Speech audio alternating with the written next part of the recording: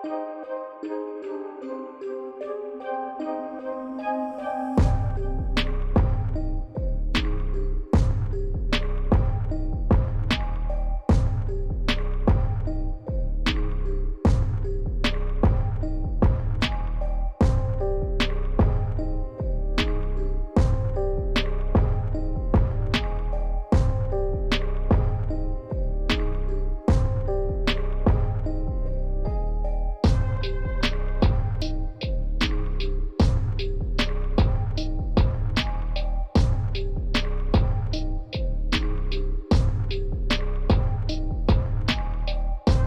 to speed.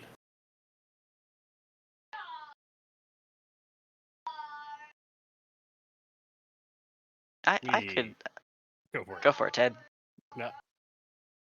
How much am I sitting on inspiration? I'm not, so actually I will go for it.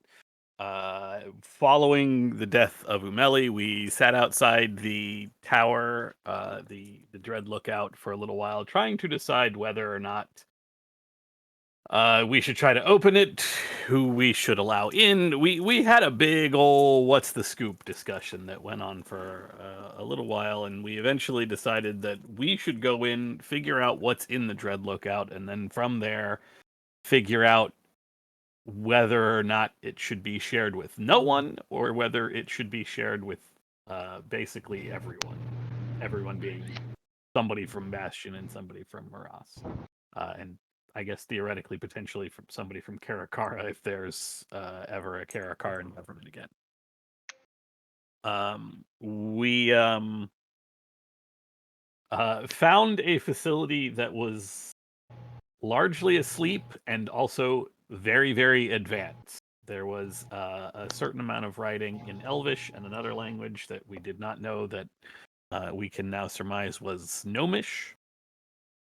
And even the Elvish that was not necessarily modern Elvish. It'd be like, reading Canterbury Tales on a plaque. We eventually found our way to a control room, an archive, where we encountered the giant silver ball. Small silver ball, actually. It was about the size of a basketball. Okay. Yeah. The prime commorancy is, I believe, where we found this, and I believe the individuals. Let me check my notes. I think it's just literally the operator.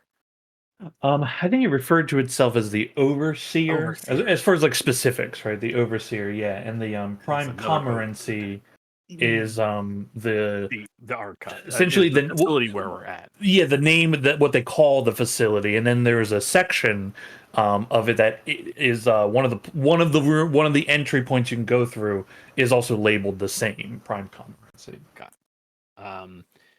It informed us that it had been created years and years and years and years and years and years and years ago to await to execute the Atropos Protocol, which eventually, I believe, approximately 6,000 or 2,000. I cannot remember the first number. Years from now, the Atropos should arrive, and the facility would wake up on its own, prep its army of, air quoting here, volunteers. The good assessment. They are technically volunteers. They all did agree to what was done to them, but there was also a massive power and technology differential between the two groups that makes a true question of. Yeah, it's fine. Yeah, no, you have an accurate understanding. There are one shy of 50,000 troops here, one being the individual whose corpse, really, we found. Well, not we found, Beck Madim found. There was footage of some sort of error, short circuit, malfunction in that particular unit's stasis, and it made its way out and got torn up, presumably by some giant avian rock creature. We had a lengthy discussion with the operator on how to wake it up. We discussed the Children of the Dark Sire and their attempt to bring the Atropos in prior to the expected date. We also got a first look at the ball, the insectoid ball, which was pretty cool. They got 4 arms, which is always dope.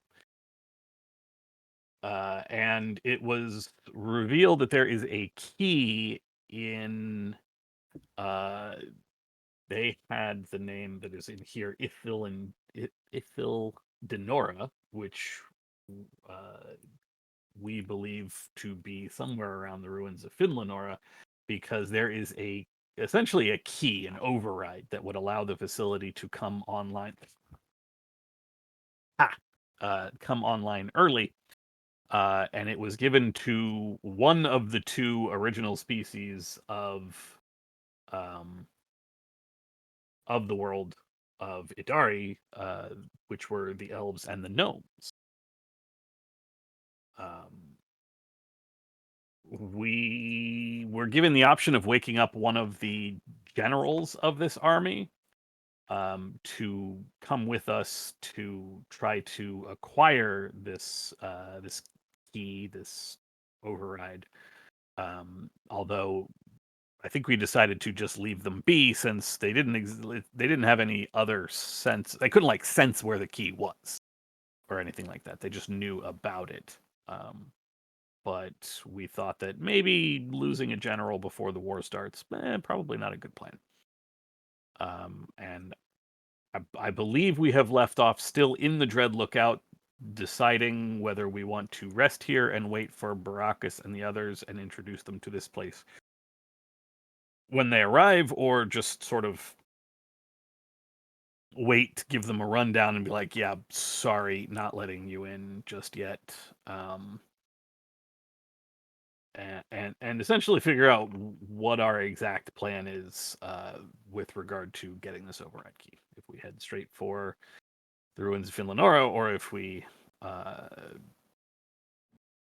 try to go somewhere and I believe there were other facilities that were I'm going to say marked on a map, but it's not like a paper map. It was like a hollow map type thing. Although that does not necessarily help us at all, since getting into the Dread Lookout was only possible because we had the head that had a power source, and without that, we cannot gain access back into the Dread Lookout unless we wake up one of the generals and take him with us. Correct. Yeah, while you're in here, you're in here. But should you leave without personnel from this facility, then you will need the key to re-enter. Yep. Okay, yeah, thanks, Ted. Take some inspiration, sir. You all are in the archives currently, where we left off. Having just received a large amount of information. What is it you all would like to do?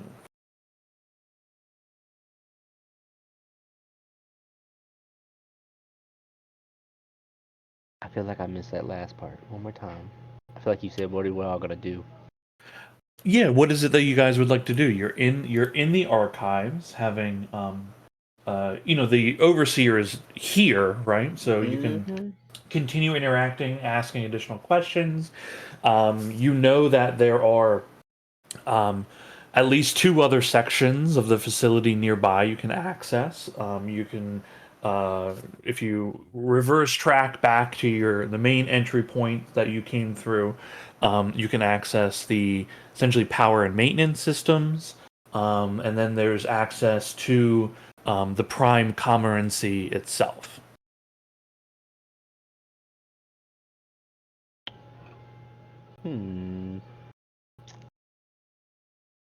We're at an impasse here.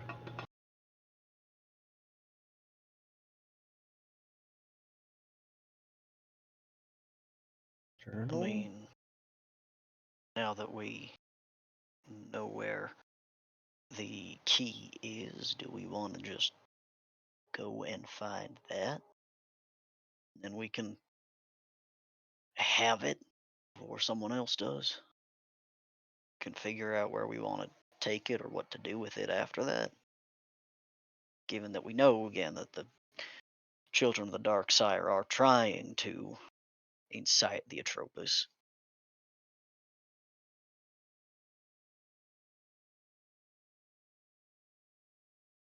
Do we have any reason to believe that the children of the Dark Sire might know that these facilities exist? Like, should we be concerned?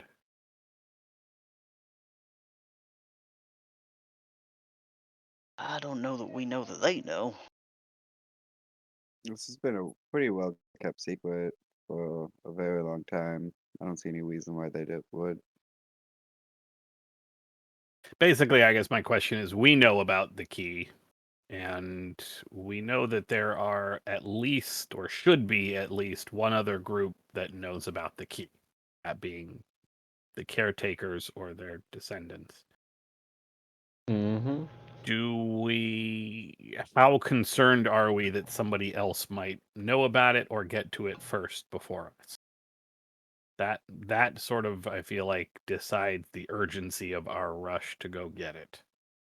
Not that we've got a whole lot of other stuff going on right now, but I think if we look at this, like if let's say the instance of Umeli. She one day woke up, started having dreams, and she found all of this. Like she set the path off on it. There could be anybody who could be having dreams. Maybe they dream about the staff, the item, the key, and they don't know, but they recognize like an area nearby, and they go investigate. We don't know if there's any. It could be, but It's a good point. okay. Not, I don't not mean to go to. all. Sorry, go Go ahead. ahead. No, go ahead, Ragnar. Okay. This is above table, and then I'm gonna go into what Ragnarok actually says, but not to go all Batman on you guys, but even if it's a small percentage, I think we should treat it like an absolute certainty. I like that. I like that. Thanks.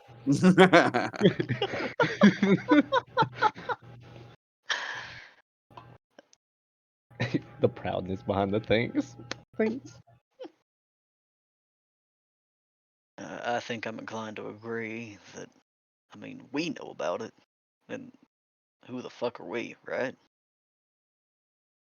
The 5th season. I don't know if you know this, but we've done some pretty fucking crazy stuff. The heroes of Bastion Yeah. and Moss.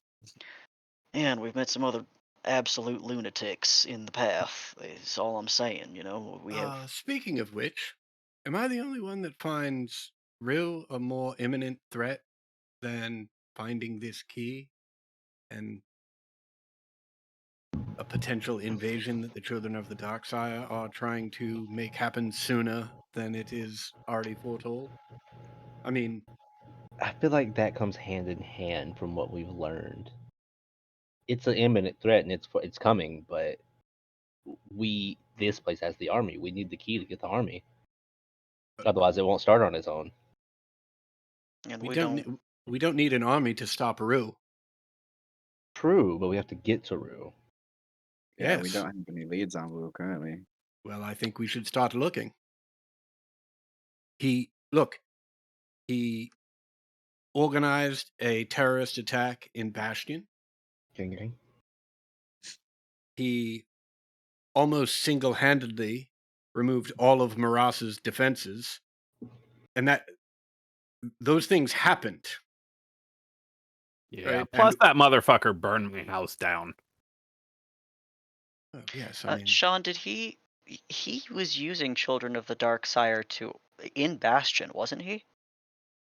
I believe your character's knowledge about Rue is he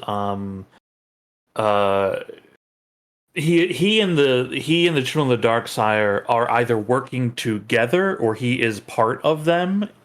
Mm-hmm. You don't have a firm like yes or no to that, but like he obviously was an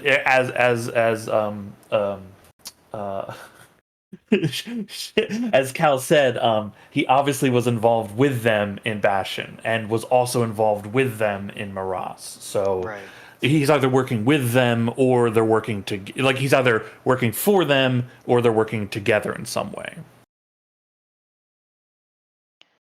I mean, I'm all I'm saying is that if we're ranking problems in terms of the most likely to occur, the most imminent to occur, given the fact that Rue's already acted, I think that's pretty high on the list. Hmm. I am foreseeing not just the idea that we can obtain the Athilonora for the purpose as designed, but also because I do believe that, some time ago when we were trying to figure out where it might be that Rue may go next, the Dread Lookout, was at least the only lead that we had that made the most sense. Which to me means getting the Athilonora would be preventing him from having that as well. In the same way that it was, doing the same, stopping Numeli from getting in here. It's all preventative measure since we don't have a direction. But I do agree that if we were to get some more concrete evidence or a direction for where he may be or what he is doing, then I mean, hell, you're right. He's a real and present threat.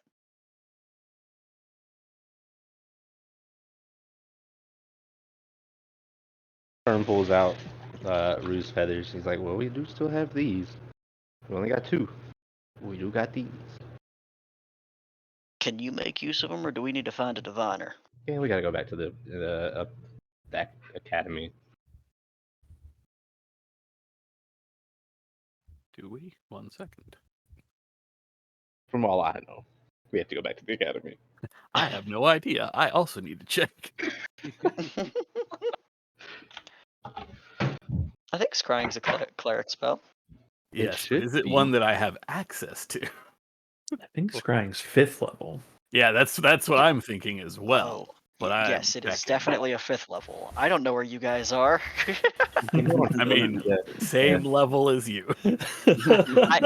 I'm saying I don't know what that means spell slot wise. Yeah. I'm on my 4s.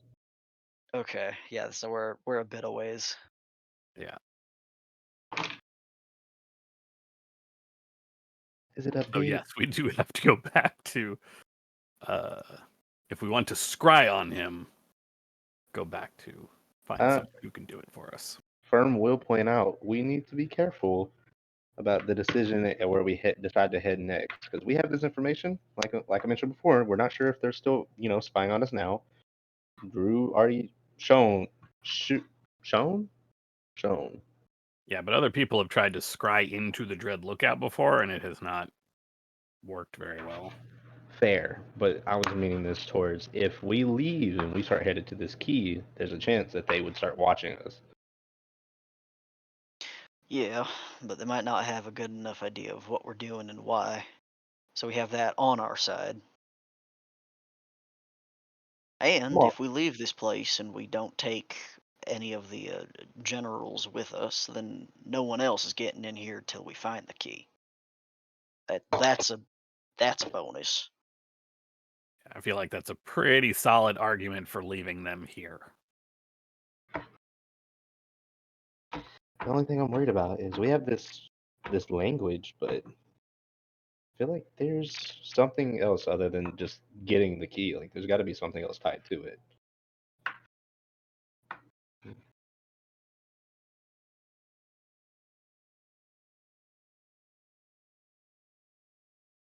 Six, 9, 12, 13, 14.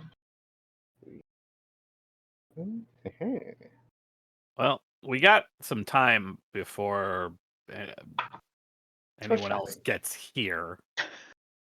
I don't think there's a lot of shopping here in the Dread Lookout, or up here They in the do Northern have Waste. they got a place to sleep. He said they got weapons in there.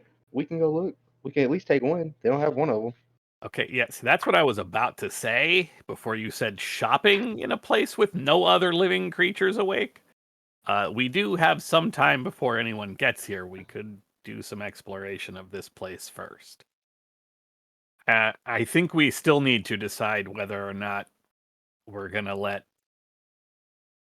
Baracus and Fettlework know we got in, because I think we can all agree that once we leave, that's it. Unless we take the general, but I assume we're not. No, we just went over why it's a good idea to leave the general here. I just wanted to make it apparent just in case. I vote that we do our best to be out of the Dread Lookout before they arrive and tell them we didn't get in. Oh, okay.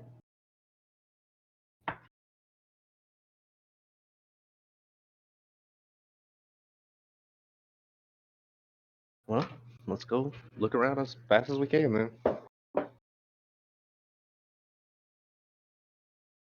They might make haste since they knew Amelie was on the way.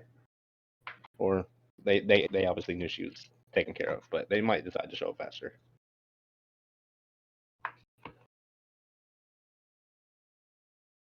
Okay. There are two sections that you're directly aware of. Would you like to explore any of those, or would you like to just kind of explore in general? Vote we stay away from the power source.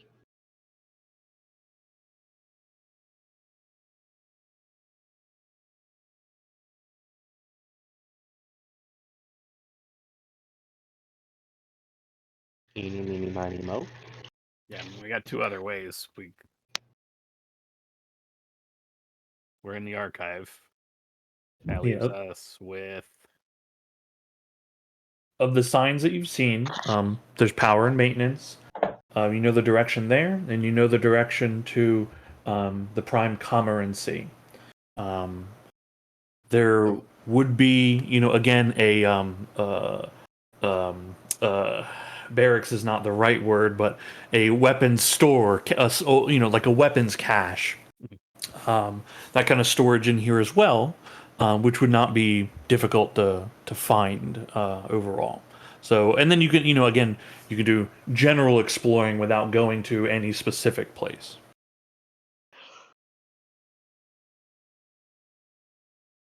Power and maintenance sounds boring. Yep. Fascinating, but also boring. Yeah, let's go to this other one.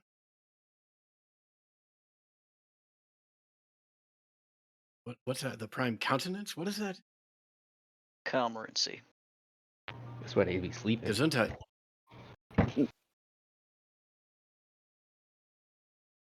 Cal will start walking in that direction. Okay. Beginning the exit out of the archive, heading back into the main metallic tunnels. Again, a similarity to the facility underneath the old temple where all the goblins were in the Crooked Hills. This same kind of strange metallic, metal is used in a lot of places. Little striations of purpling color in there. As you make your way, places you've already been, the lights remain bright for you. Heading back towards the main T section that you came from. You see the sign straight ahead of you that marks power and maintenance. You see the sign to the right of you that is the Prime Commorancy, as Cal is able to translate. Approaching that door, like all the other doors in the facility, it opens right as you make your approach to allow you entryway. Here you enter into a hallway about 20 feet in length. And as you pile in and begin your approach to the door at the end of it, the door behind you closes and you can feel it kind of pressurizing or equalizing the air in here. And as you make your approach to the other door, this one looks bulkier, designed for... it's much more secure, designed to withstand damage and destruction. but you are allowed to be in here, as the overseer has stated. As you make your approach, it begins to slide open very slowly, these heavy doors. Again, the tunnels you're in previously were about like 12, 15 feet tall. This one's about like 20 feet tall, much larger. Again, very wide gangplanks that you're walking on. This opens, and there is a massive cavernous space that your selective dark visions begin to kind of just peer ever so slightly inward. Who makes the first steps through? Okay. Okay. Right behind him. Ragnarok taking the first few steps as it looks like the gangplank kind of stretches into darkness. Your dark vision extending out, giving a gray tone to everything. And then you see lights begin to slowly boom, boom, boom, begin filling the walls of this place. You find yourselves in a space that opens into the vast central tower of this place. It extends thousands of feet high, all the way to the top of this tower. The walls are filled to the brim with large metallic pods, tubes and cables going in and out of them.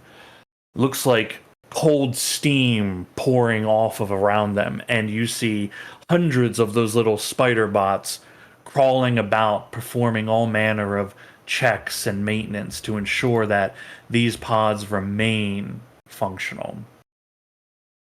The gangplank extends about 200 feet forward into an empty space. You don't see supports underneath of it, and the pods just continue downward as well.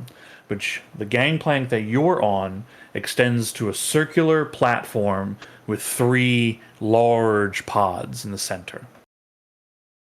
There are tens of thousands of these in here.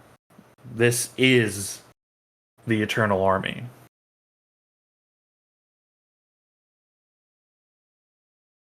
Weapons store. They are the weapons. There are not Okay. Well, cool and creepy. Time to go. Let me turn this down. Just Or one of tad us ends up in that empty pod. Let's go.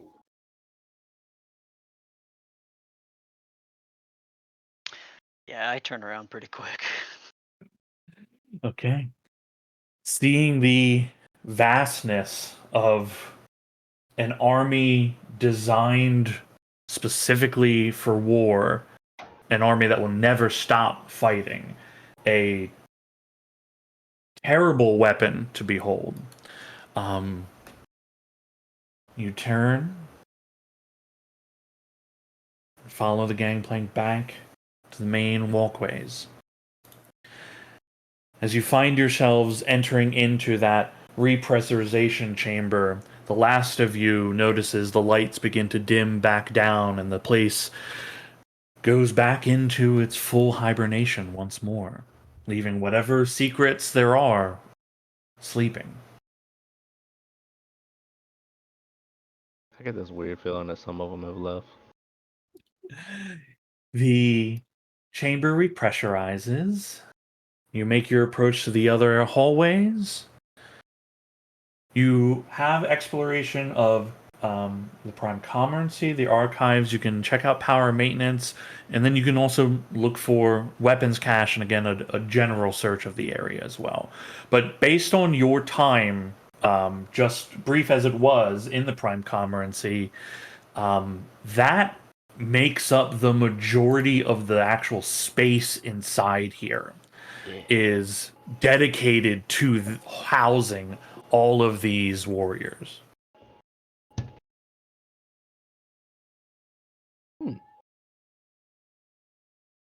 That's okay.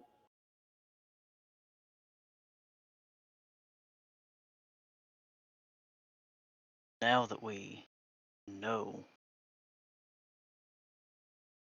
Now that we know that those creatures are people,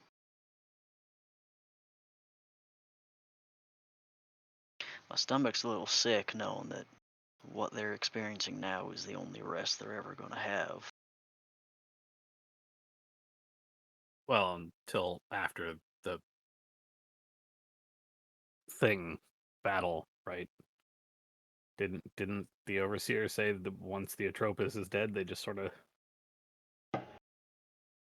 I'll put it nice and say, go to their eternal rest. I don't think he did. I think he said the facility just shuts down.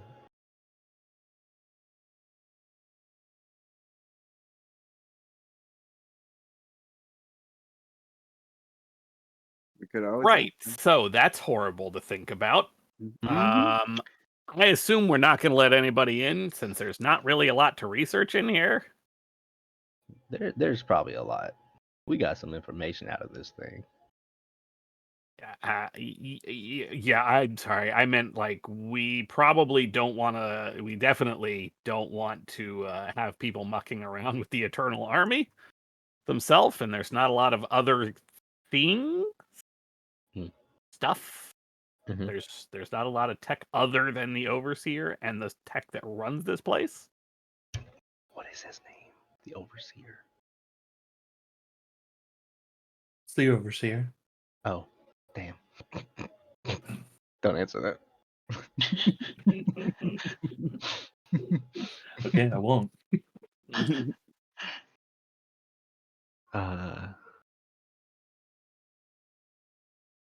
Kind of curious. Firm's gonna say, like, sort of speak out towards, I don't know, just the openness around, because he assumes we're being watched right now. We were being watched when we came in. Yeah, there's one of those little spider balls looking at it. Again, it doesn't look like a spider, it's just a sphere with like little spindly legs. And he's just gonna ask, Overseer, can you hear me right now?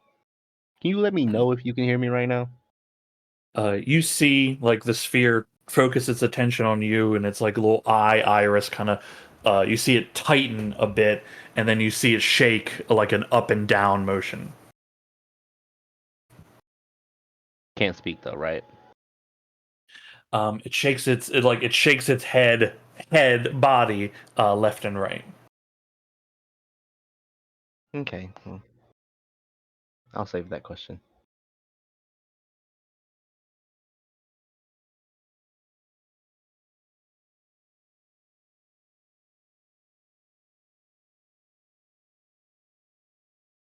Well, you guys, let's go look at some of these weapons. See what it looks like. We just did, Firm. I misinterpreted what he said. I thought he said we saw the army in stasis, but we still didn't look at the weapon cache. My bad. Oh, that was Ember Prime assuming that the weapons cache is referring to the people. They are the weapon. No, I think when we spoke to the overseer, they each get a weapon, but they are primarily barehanded.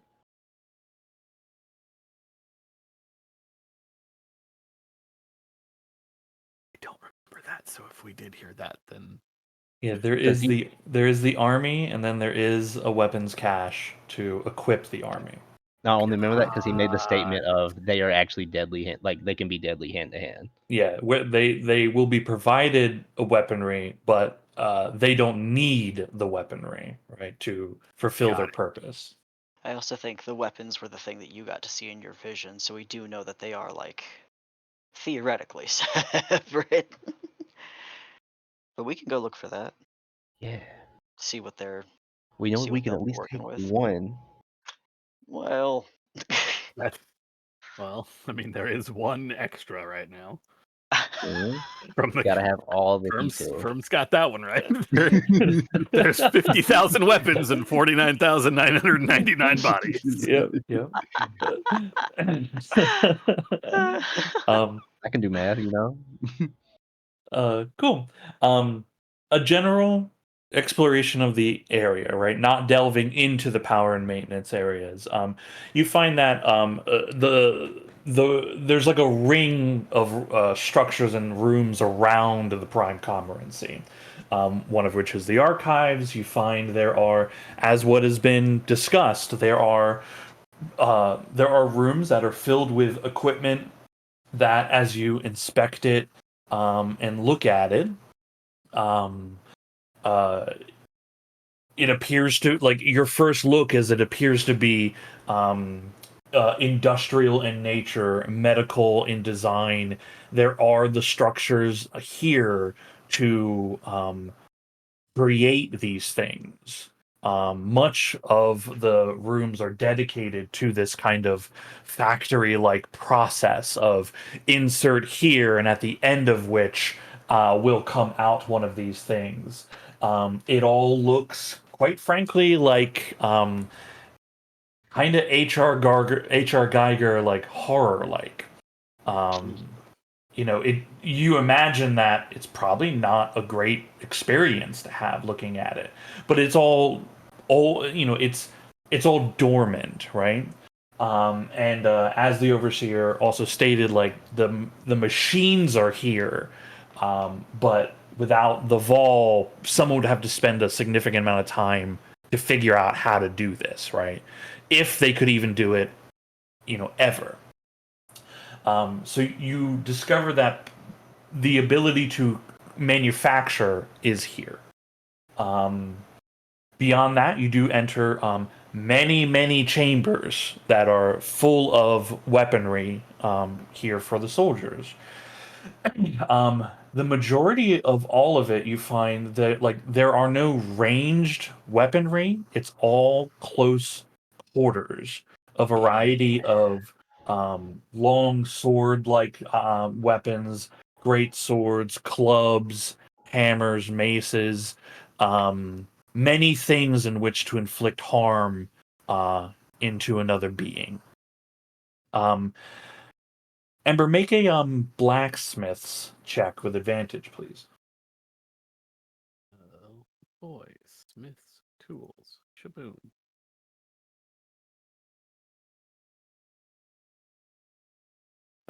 Ability modifier, I'm assuming int.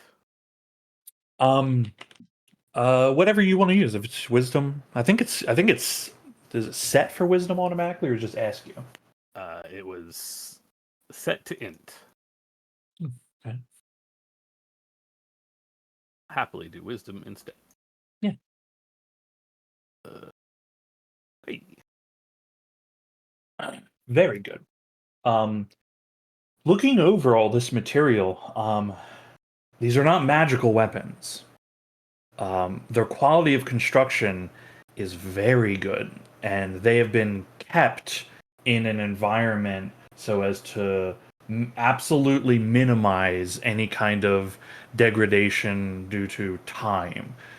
When you walk in, like the room, these are like clean rooms, is our understanding, right? The rooms are pressurized. There are mechanisms in here that are, cleaning the place. The place inside, you notice there are some insects, but very minimal, and there's no like dust in places.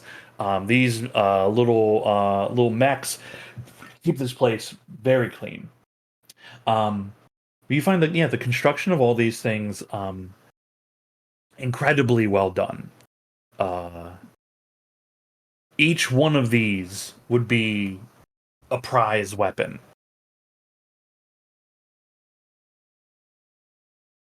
They are not locked behind anything.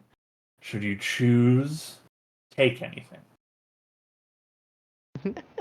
I We will got just one. I will just pick like a hammer up, not planning to take it, but just sort of to inspect it, and just.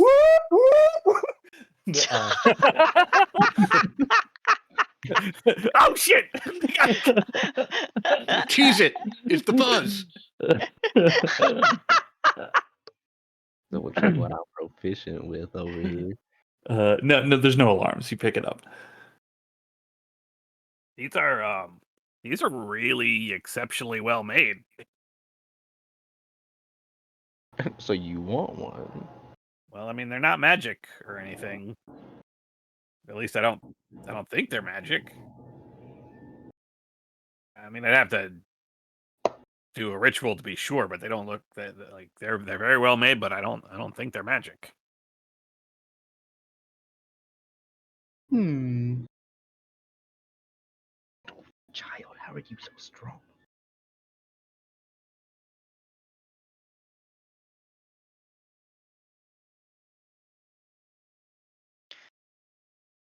I mean, I think we'll be all right if we leave them here for the army as intended. I'm gonna reiterate, there's at least one not gonna be used. There are 50,000 here. Can you tell me which one was supposed to go to that guy? Nope. Another point, and perhaps reason to revisit the initial issue. If we take one of the weapons from in here, and it is as exceptionally well made as Ember Prime states, then perhaps people will have questions as to where we got it. If we are going to try and act as if we never made it into the Dread Lookout, perhaps we should leave everything from it in here. Is that what we're going to do? I don't see the boon in us lying about it. The only thing that especially if it locks behind us, if we lie, then the only thing we're doing is alienating the allies we have who are on their way here. Well, that's not the only thing we're doing. The other thing we're doing is preventing them from asking questions about the key or perhaps looking for it for themselves. We already know one of the individuals has tried to get in here before and was doing experiments on the one thing that he found. Do we really want to run the risk that with new information about how to get in, that Mr. Beckmodin won't go off and try and find the key on his own to get in here? I think that he's demonstrated well enough.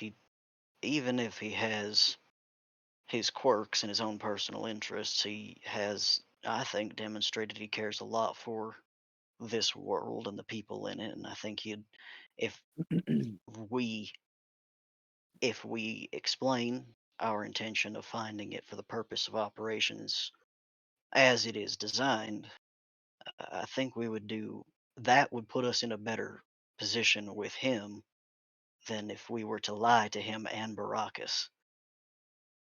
I see. But I think another individual who would claim that they cared about this world and the people in it, and cared about them so much that she was trying to save him, would be Umeli of the Nine Hands. My point is simply, if we don't tell them, we don't have to speculate as to what their motivation is. But I think I've made my position clear. If we decide that that's not the way to go and honesty is the best policy, so be it.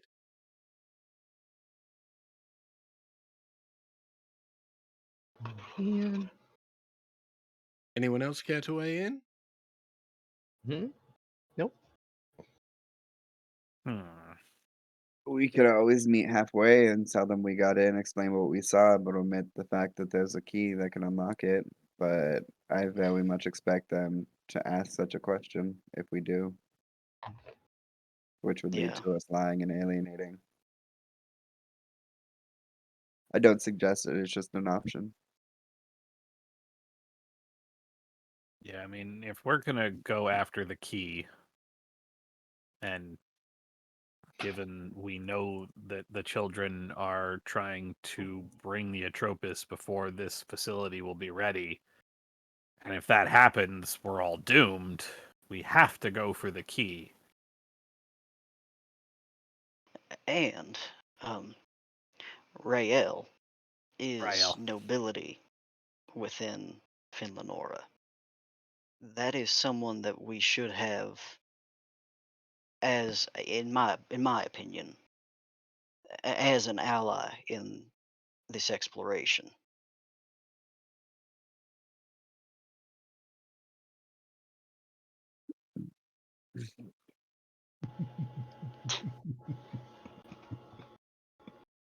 You all see Firm holding a dagger, stabbing into the air.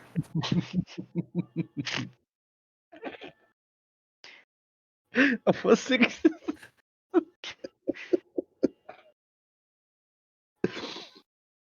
don't know why it's so funny.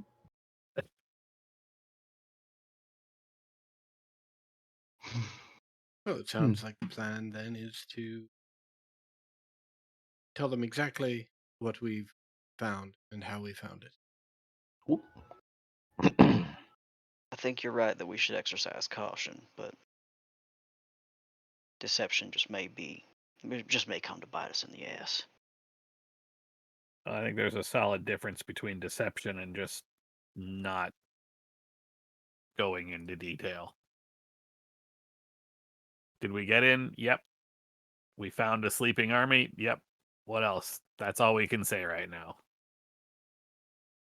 I don't know.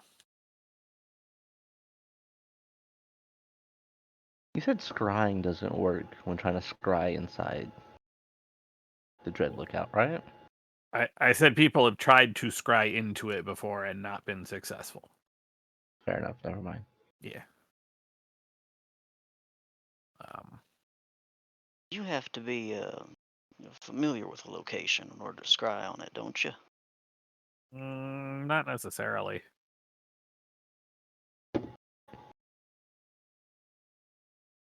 By scrying.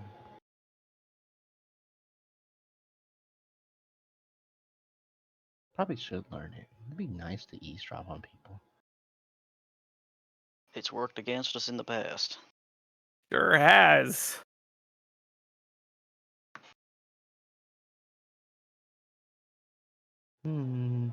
Well, Well, that eventually. I'm gonna walk up to Ragnarok and be like, where'd you get that tattoo again for the Long Strider?"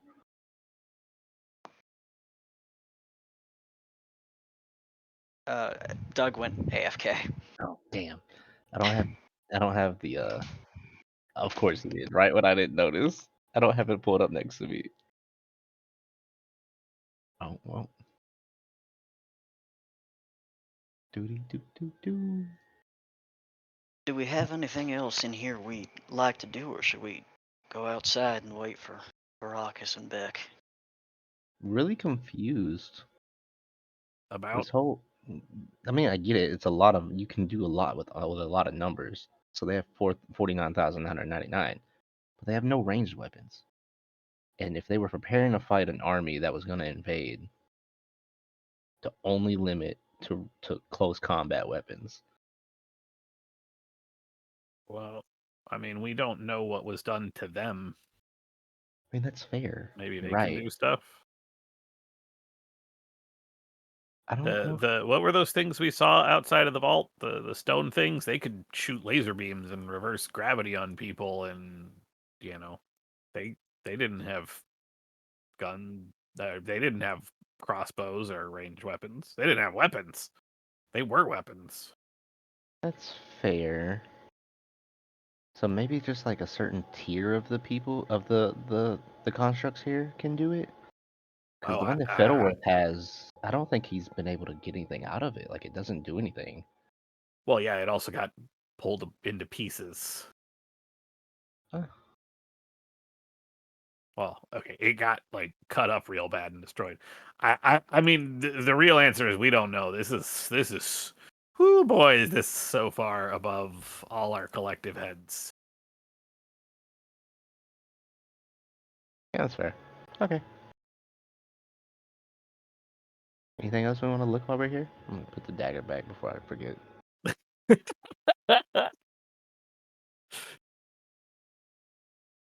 So much fun. Well, There is a whole other option here. mm-hmm. We could just go right back to Bastion now. Save us some time. Get us closer to where we want to go. Avoid difficult conversations for a while, and then by the time we have that conversation, maybe we've got more people and more answers. True. I was a bit under the impression we were waiting to travel to Bastion to take them with us, so they don't have to try to Yeah. get back on their own. Yeah. Listen, I was gonna bring that up. Like, I'm aren't just we in the saying, ride? if we want to avoid this conversation, that is a thing we can do. listen, It can't be Firm, that bad. Zal, Yes. We can. Ragnarok. Yeah, I think something is horribly wrong with Ember Prime. I don't know what has gone down or what has infected her, but she is suggesting we go to Bastion. Are you okay, Ember Prime? Look, if we had a way to teleport to Maras, I would have said Maras. That's true. We could always send a message saying we have a very time-sensitive mission to go on, and we're traveling to Bastion now. Yeah, I What can do about that. what about the wyverns? What are we gonna do with them? I like Smack them on the Bane. butt and have them go home. I mean, If you love them, set them free, Firm. If they Mm, come back, it's meant to be. If they find you again somewhere in the world. he like puts up both hands. He's like, hold it. I'm not that wise, okay? I'm still learning about life. So I haven't made it to that point. So no, I'm not gonna let it free just like that. That's not how it works in my mind. All right. Well, either way, I think we can all agree we don't need anything more in here. Can we should go wave peek our head? outside. Can we go Check peek our head in the power source? Just see what it looks like. Just curiosity. Yeah, I'm kind of curious too. And I don't think it'll be exciting, but I'm still kind of curious how it. Ragnarok shrugs. It did say it. I think we did ask this, and it said it reaches all the way to the core of like molten lava and everything.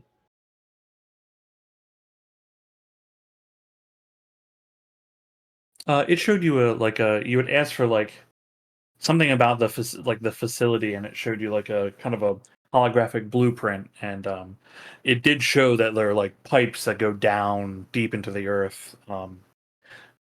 You know, your characters probably don't know exactly what geothermal energy is. You know, I think there's probably parts of it that are like hot makes go, right? But the technological level, you know, I don't know that you'd be up on par with. But yeah, the place is geothermically powered. Okay, I still want to just see what it looks like. Yeah, for sure, for sure. Yeah. Cool. Leaving the weapons cache behind you. You set the dagger back. Yes. Yeah. Okay. Set the dagger back. What a good Badly. boy. What a good boy. If I was a thief, oh, y'all be in for it. You. If Layla's were here. If Layla's in here, you'd just be like, mine now. Was it, and he would kill a robot to take it. It's not robbery if it's looting.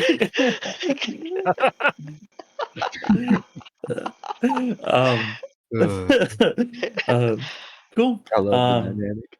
Heading back, you take a turn towards power and maintenance. Here you enter into a small, actually a fairly large size circular chamber that lights up around you as you enter into it. The doors close behind. The chamber itself is like probably like 20 feet in diameter, wide. It's a very big platform, and you feel it like and begin descending downward.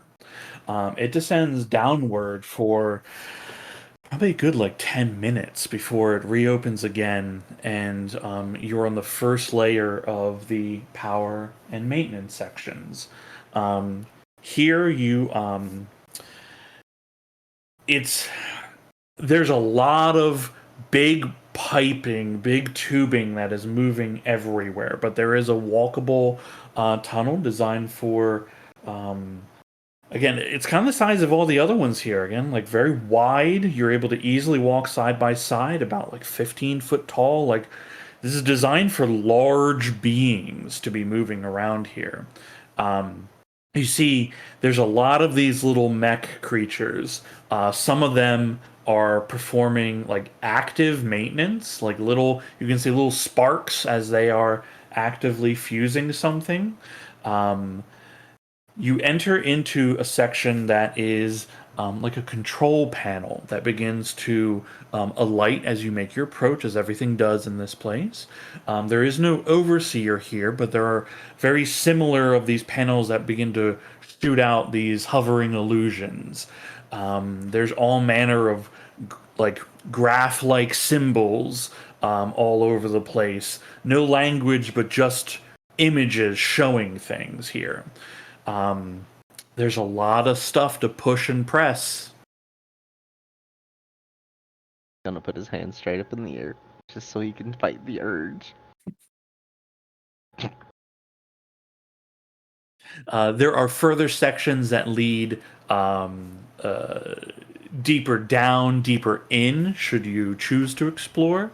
But this seems to be like a central kind of command center for its power system.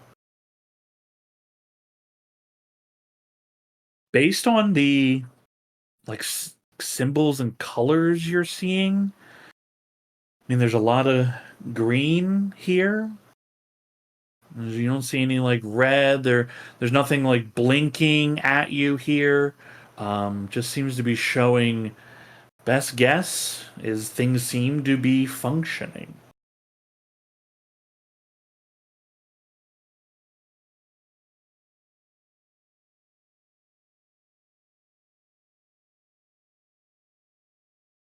I think I'm gonna go a little bit deeper in. Okay, cool. Would you like to try to go downward or just kind of deeper in around this area here? I'm interested to see more of the like direct potential source of this power. So I think deeper into the facility. Yeah, trying to get to where the source is, that'll be going downward for sure. Yeah. Cool. Do you want to bring anybody with you or just want to check it out? I won't disallow anyone to follow. I'll follow. I'm curious. Gonna keep his hands up still. Just gonna follow behind. Okay. A few of you follow Rainier as they enter into another one of these round discs that are going deeper down. This one, you're in this disc for probably like 30 minutes. But it's bright, the temperature feels okay. It stops. You come to another door, slides open as you exit out, and there is a significant change in the temperature here. The air is very, very warm. You find this section of the facility is there's like the you enter there's a large kind of they're like little boxes that there's railways like circling around them all. And in these kind of squared shapes, there are these kind of just long tubes that are sinking into what appears to be like the surface of molten rock. Some portions you can see a little bubbling of some lava, but you're here where they are purposefully sinking metal in to get hot and absorb the energy that the heat is providing. The little metal rods that are in here are all red, orange, as you can see the heat just traveling up them to a bit. There is a moisture in the air as well. You can see there are many of the little mechanisms walking around. These ones appear to be a little bit thicker in nature to handle the higher levels of heat consistently. There are sections of the piping that have there's a lot of moisture around them. There appears to be lots of tubes with water in here. It appears that they are heating the water in order to generate a power of some kind.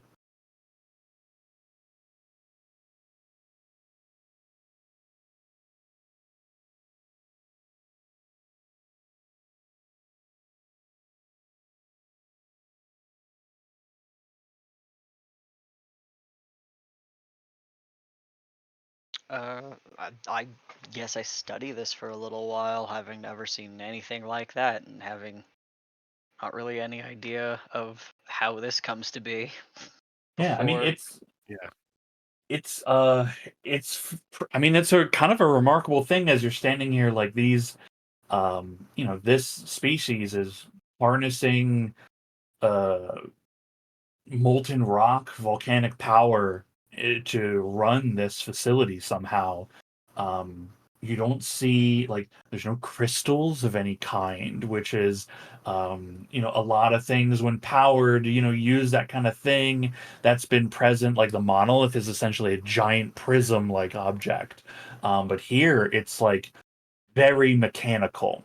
Um, and Ember, like you get the sensation again of the construction here. Like they built this thing with like there's so many of these systems that were half of them to fail, this facility would still be powered. It would take they've just built backup after backup after backup to try to ensure that this lasts the length that they needed it to. Okay.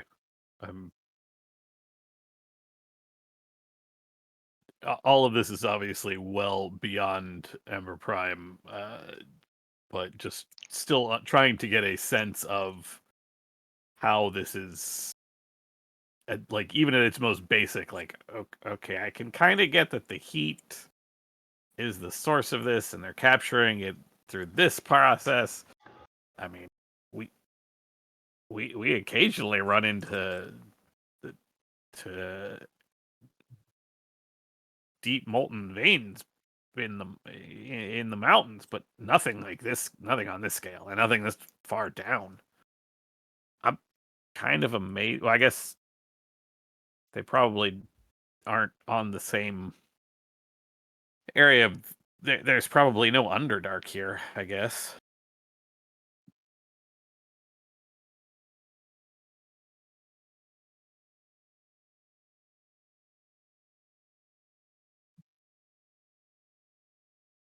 This is fascinating and terrifying.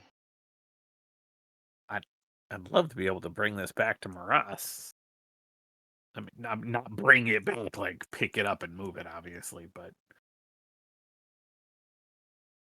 make some sort of sense of it as something that maybe we can adapt for Maras.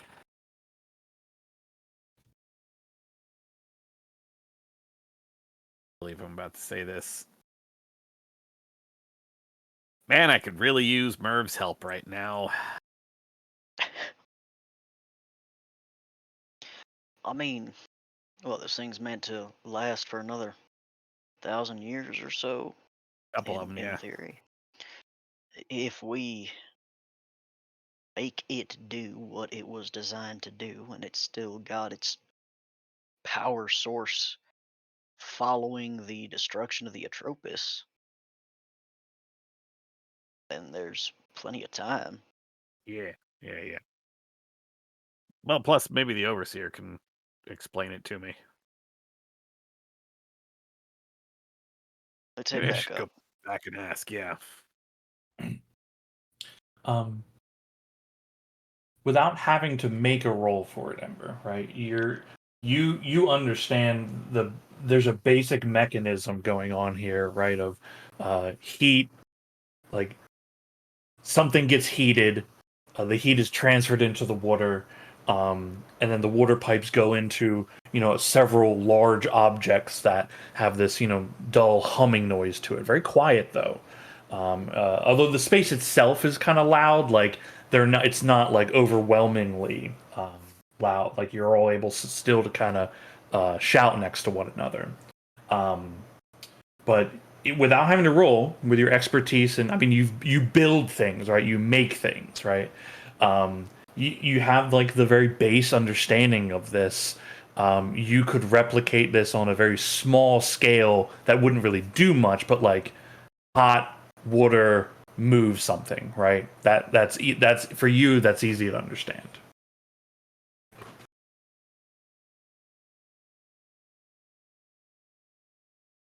I'll have to try to get a proof of concept going at some point, not while we're on the road.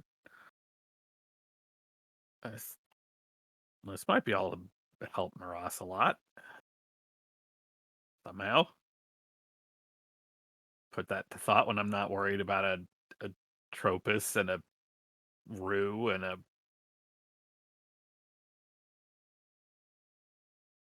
then I guess multiple children of a dark side and a dark sire. There we okay. Nailed it. First time. Got it.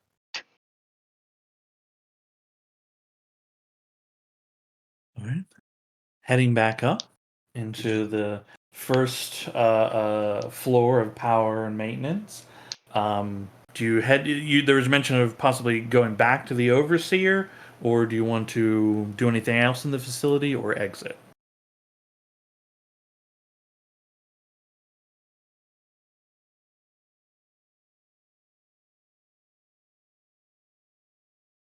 Given I think that she has that much of an understanding.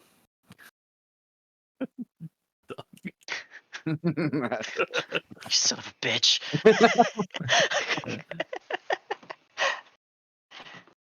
Pretty great, Doug. It's pretty great. Given that she has enough of an understanding to be able to replicate this, at least on a small scale,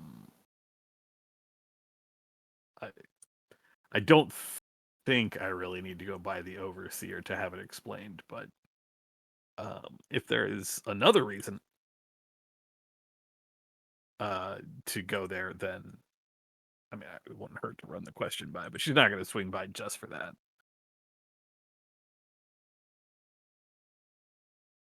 Okay. Returning to the main section here of the Dread Lookout.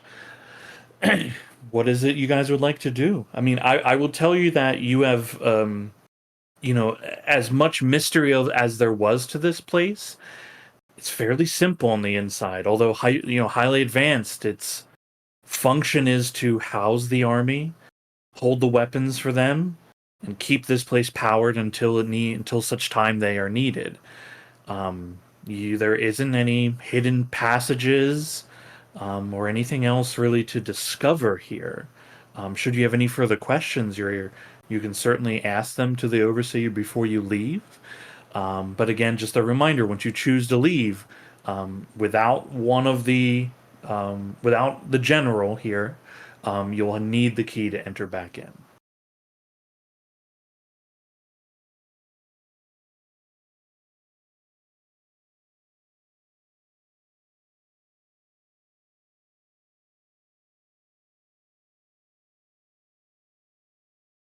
What's it like having negative modifiers? Just got And that. look, some player characters just don't know what it's like. They're blessed, I guess. I'm pretty sure I have at least 4. 4 negative modifiers, is that what you're saying? On the stat rolls, not on the stats themselves. Well, I assume everybody's made the choice. Well, everybody except for Firm has made the choice of let's leave the general.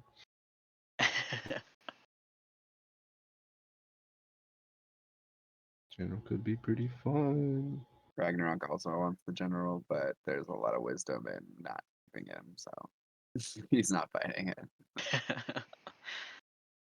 Do we want to go back to Bastion? Do we want to go for the key? Or do we want to go on an adventure and then go back to Bastion?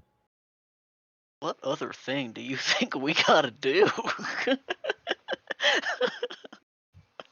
I mean, we've pretty much seen all there is to see on this part of Idari, I think.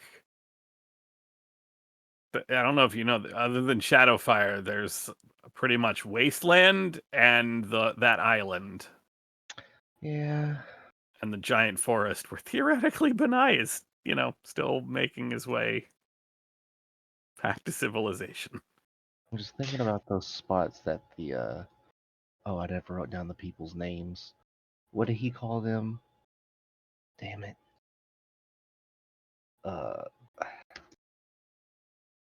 The landmarks they made. The one all the way up north that the overseer pointed out. Oh, the And- caches. Yeah. Yeah, there's one marked where Frostmere Hollow currently stands. Yep. And then there's one marked under the ruins of Finlanora. And he referred to them specifically as weapons caches. Hey. Well, we can go to the ruins. We go visit some elves and some other places. I think we'd be wise if we were to wait for Baracus and Begmadim to get here, travel back to Bastion all at once, instantly, and then go to Finlanora. That'd be the least amount of walking. Hmm. Do we want to go return the wyverns to the people in Shadowfire? We're just gonna set them free. We'd then have to come back this way. I mean, after we have Baracus and them, we just take them with us. Maybe not a bad idea. We'd have to travel slower. I'm sorry, Beck's wait, got what? his whole mobility aid thing that we'd have to figure out if one of them could carry.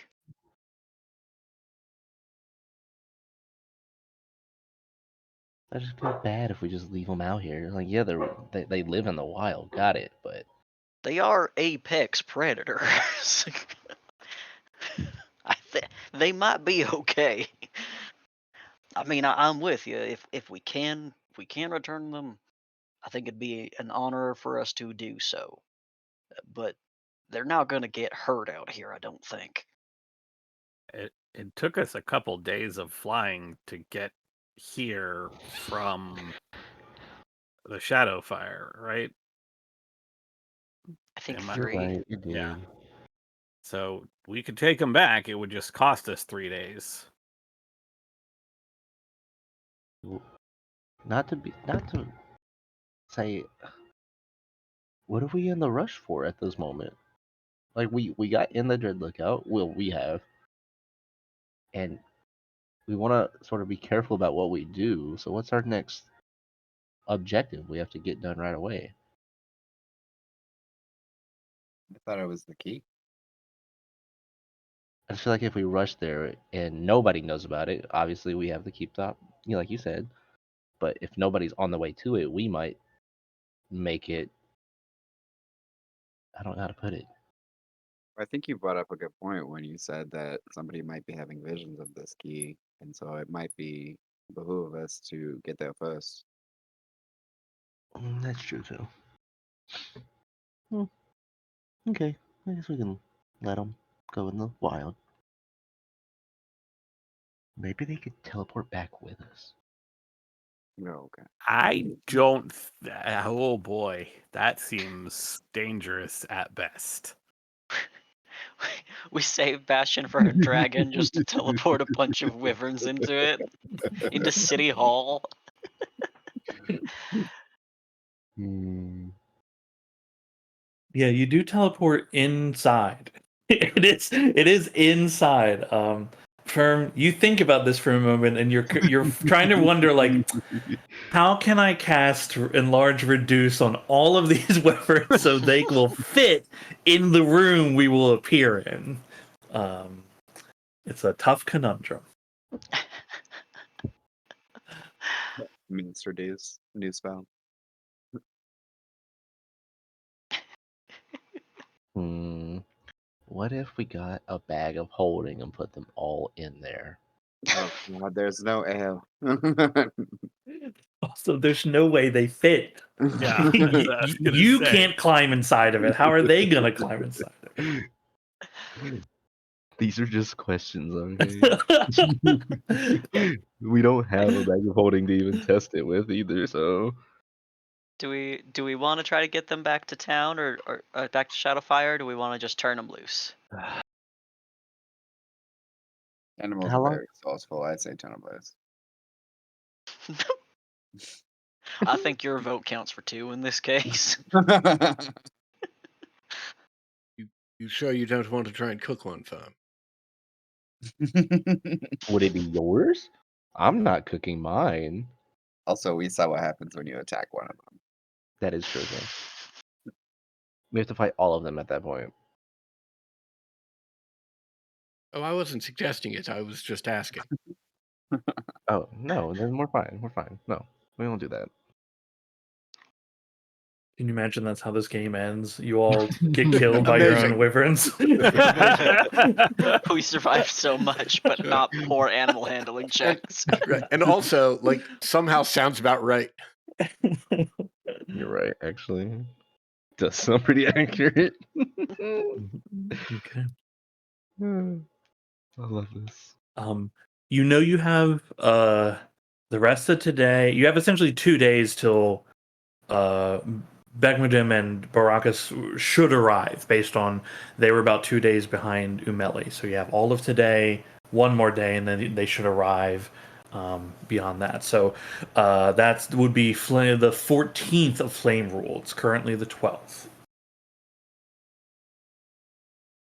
Just to clarify, we're not bringing the general. Correct. Got it. Okay. Can't get back in here. We got That's the whole point. Yeah, that's the idea. So that if we bite it, somebody can't take the general and get in here and control everything. You ever wonder what's Quick under question: the ocean how out here? far to the Dread Lookout from the coast? Few hours walk. So most of the 2 days that we're waiting is time that they are on the water. On the water, correct. You want to go look in the water? Well, I was gonna say I can just tell them to turn around, No. That's my idea. and then we can just go to Bastion now. Wouldn't that just take longer for them to get back? Yeah, that'd be like it would be many days for them to then reach Bastion, but you could do that. Did you just tell them to turn around? They got it. What if you want to go visit the ocean real quick? Yeah. What are we visiting the ocean for? I don't know. I just feel like there's got to be something on the edge. Probably sand. You never know. I mean, you found a cave in a lake. Farm, you ever seen an ocean? You An throw a astral boat. one. I guarantee right. you that is not the same. It is very different. Seen an astral one. I'll walk with you, Farm. Why are we walking? What? We have time with these. We can hang out with the wyverns. They can go water fishing.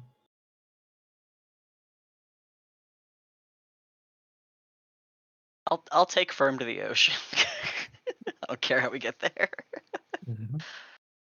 I'm going to attempt to send my wyvern back. Anyone else interested in following suit?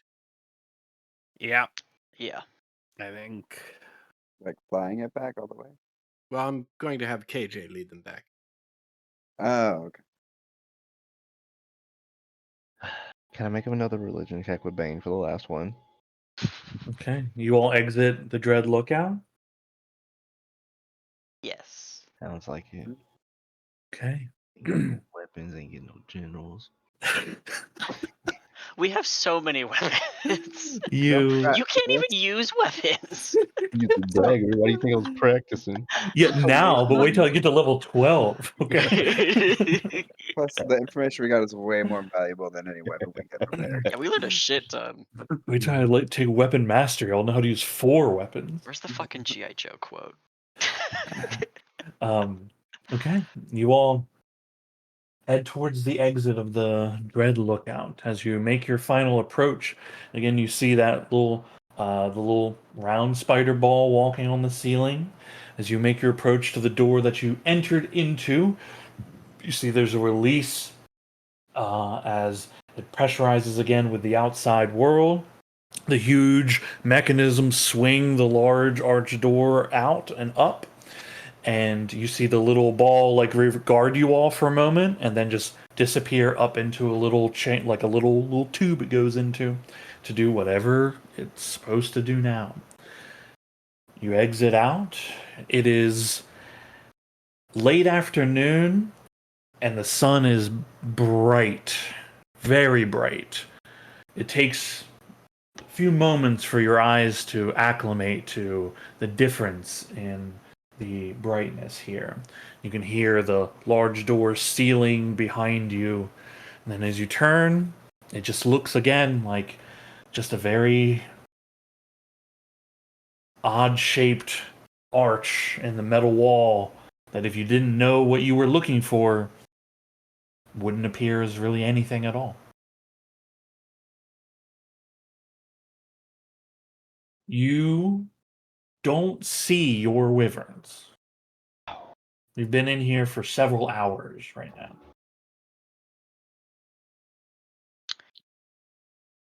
Where's Umeli's body? I was wondering that. I would love if it's just in tatters on the ground, actually.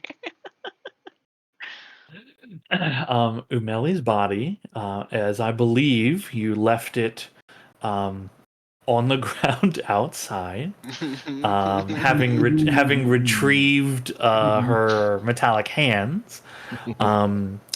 And Rainier, you say that, and there are like splotches of red liquid in a couple places. You notice there are some bone fragments, some flesh fragments.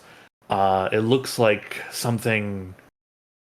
It looks like her body has been consumed. Damn, that's tragic. Nice.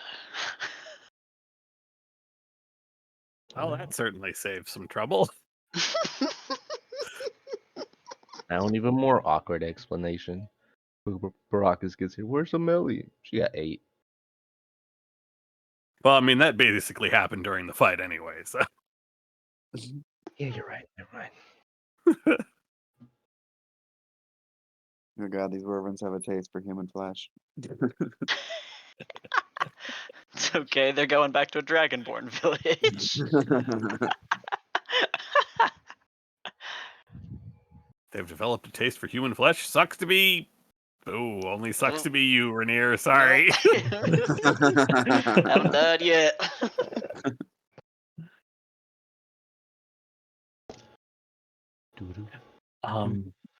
Do you all make any attempt to try to find your dragons? Do you head towards the beach? What is it you all would like to do? Well, we were already gonna release them. I give them the benefit of the doubt. They'll be back if they want to come back.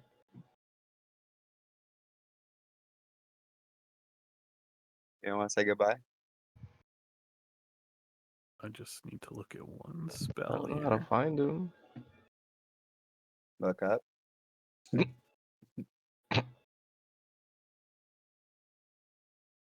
You right. Hell yes. The spell enables creatures with intelligence scores of at least 1 to understand the meaning of your message. Oh my Any God. creature with which you are familiar. Okay. Yo, Okay. where you at, man? Okay. Hang on here. Okay. Pull back up. This is so perfect. I'm not doing it now, but at some point. Dad, I think you're onto something here, my guy. I would say I am familiar with Skittles. I can tell my beloved Skittles. Yeah. Frank- And intelligence 5, so we're good. Would anybody? From it sounded like you were. For a moment, it sounded. I didn't know if you were joking or not, but it sounded like you might want to try to find your dragon. Is that correct? Are you talking about when I asked for the religion check? I thought they were still here. I was gonna try to see if I could connect him with Farlingen again before we send him away. Right. Well, again, you currently don't see them, right? It looks like they've consumed Umeli's bodies. Your best, like put the context clues, right? Yeah. But nobody sees their dragons currently. But it sounded like in the talk there was maybe an idea that you maybe wanted to try to find it. So I'm just checking to see if that's the case or not, right? I'm just seeing what it is that you're doing. How do looks to the group? Okay. How do y'all suppose we get them back? We just call them?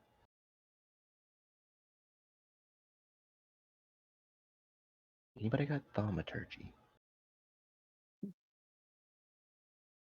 Do I?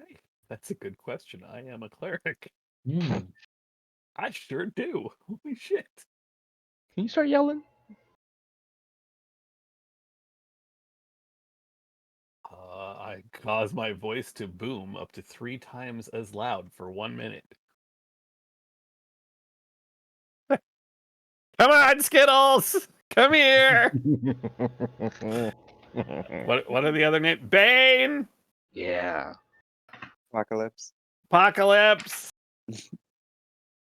Look at Rainier and Cal.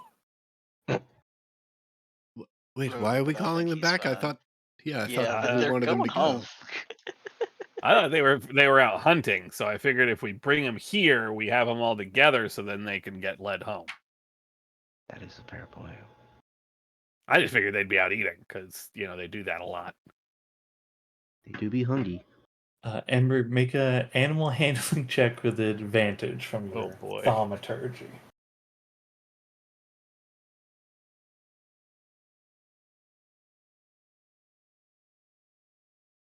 Okay. Calling out, your voice booming into the distance, echoing around the area. After a few moments, you hear a sharp cry. And there's a shadow that passes over. And then another shadow, followed by another cry. And you see that several of your wyverns they appear to be coming off of the roof of the Dread Lookout and then circling their way back downward towards you. You have successfully called them from their temporary roost.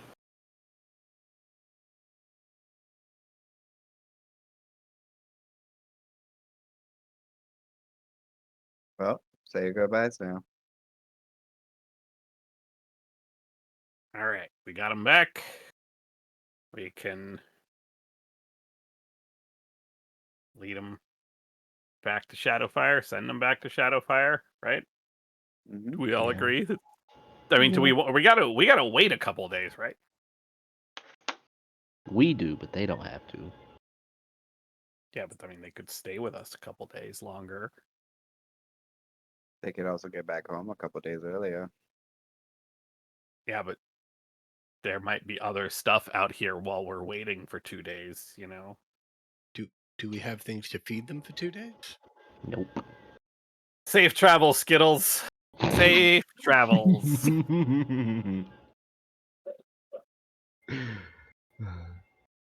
Wait, I want one more religion check. Just one.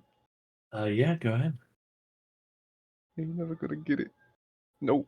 Damn Yeah. it. Roll. I was gonna say roll with roll with advantage. So one more opportunity. Yep, gotta roll. I saw like the 19 rolling. I'm like, oh my god, it could be happening. Okay, not quite. Start petting him and getting all sad. Every time I get a pet, nobody wants to keep him. I'm Everyone wants gonna to get pull the rid of saddle 'em. off of Skittles. Why? Wait, what? They're going back home. They gave us Yeah. the saddles. Not our saddles. They gave us the saddles. Yeah, they gave us the saddles. Oh my god. For the next wyvern we get. You Yeah, I mean, want it to is have your wyvern saddle get caught in something? That's a risk you can take. Skittles is making it home safe. There's not exactly a lot of tweez for them to get caught on.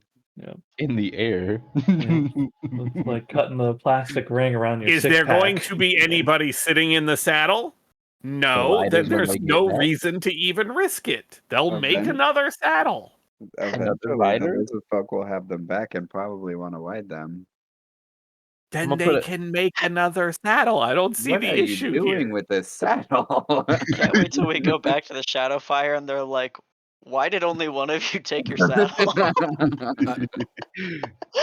Cal, after listening to Ember Prime, cuts the saddle off of. I mean, okay, but you could just Sure, okay, it's buckles. Okay. What's that? What's that you say, Ember Prime? Nothing. You're good. Firm Pretty is sure going to their write razor a note. talons will handle this. Okay. Two wyvern saddles are retrieved. Firm is going to write a note that just says, "Thank you guys for the generosity of the wyverns, but we are returning them to you as we continue our travels." Okay. And then he'll stick it into the saddle of Ben. Okay. Yeah. Cal, are you instructing Kieran to lead them Yes. there back? That is the plan. Okay. You are going to get Kieran Jr. back, and that pseudo dragon is going to have gone like feral.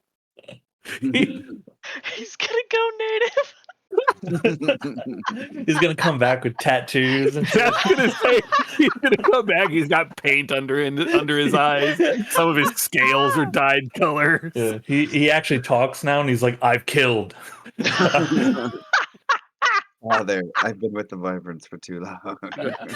Father, I can never return to civilization. All right, let's party then, KJ. Yeah, KJ agrees. You see he crawls up onto your wyvern, and you can hear it screeching in Draconic. Yeah, KJ does speak Draconic. He just communicates telepathically, right? How does this creature work? I think that they understand languages, Yeah, but I they think just they can only telepathically. communicate telepathically. Yeah. I'm looking at it. Can't speak. Yeah. Okay. Cool. Yeah, you see it climb up on there. Seems to kind of like touch its head to the other wyvern. You hear the wyvern kind of like shake its head and screech out, and the other ones begin kind of responding. Kind of like you ever hear a bunch of huskies? It's kind of like this. Oh god. It's kind of like wild, loud noises. I've been watching husky videos recently, and it's just like they just start screaming. yeah, uncontrollably. Cool. They begin to move, flap their wings, and take flight. Your wyverns circle around for a bit. A couple of them cry out, and then they begin flying towards the north. Let's go to the beach, you guys. I'll fulfill my promise. I'm taking Firm to the beach. Okay, cool. I'll go too Uh, because I want to have swim again. You want to take Like a? sheepishly kicking the dirt. Like I want to go swimming. Oh, I want my gills back. You What's the will point of having the arrive. feature if I don't use it? Exactly. You will arrive at the beach late evening. Yep. So it takes time for you to make the hike. The hike itself is, I mean, uneventful. It's the same. It's the same landscape you've been seeing this whole time. But as you approach the ocean and see the vast expanse of water, um, the rocky shale gives way to many pebbles, and then a fine blackish sand forms the beach here. It is evening, very late in the evening actually. It's approximately like 11 o'clock by the time you get there. Damn. Do you go into the dark water, or do you wait until the morning? Mm, So tempting. So I know. tempting. I'll do it. I have dark vision. Fuck it. I'm gonna start holding my Alright. breath and just walk under the water. Yeah, I am I think you fishing. misunderstand how dark vision works in the water. Yes, I do. Cool. I will hold out my magic lantern for you. Okay, a Don't little that bit only, of no offense, but don't that only give like a 2-foot radius? It's like 20 feet, but it also isn't real fire, so it can go underwater. it can Like you can be brought 5, underwater. as I recall. Yeah, it's dim light for a little bit, but it's there. It's always on. I was planning on going fishing with my Okay, hand. then I'll take my fucking lantern back. God. I can grab it with one hand. I'll just Cool. leave my shield and have a regular person AC. A regular person AC. Yeah, until he rages, and then it's unstoppable. It's just Uh, rage. um, it's just plus 20 when I rage. I mean, come on, what's the big deal? What's the big deal? I'm just gonna go Um, under the water with Ragnarok. I ain't gotta worry about drowning, and he's just gonna be swimming. So I'll just see watch what he's doing, make sure he don't get snagged. Cool. You find it without holding on to each other in some way.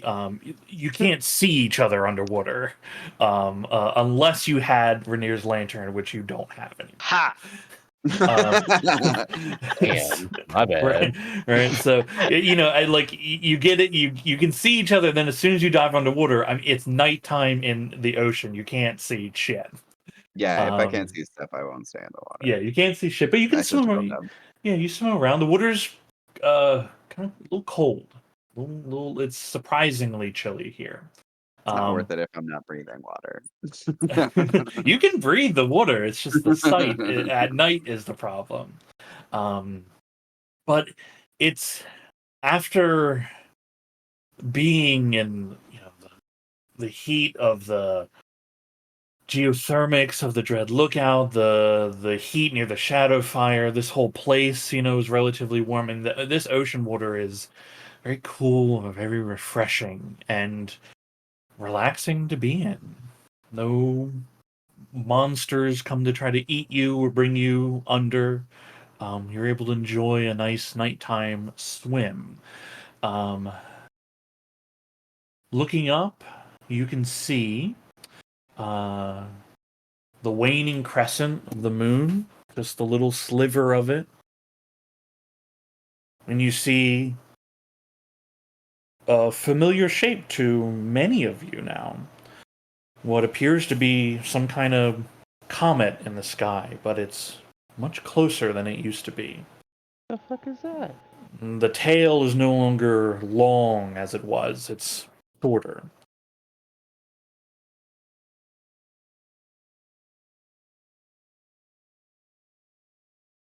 I'm gonna just start walking back to the group. Or actually, we just have Rainier here. Rainier, what's that? I think it's what we were told we're coming. Oh, that's fast. Yeah. But it ain't here yet. But the fact that we can see it, that's kind of sketchy.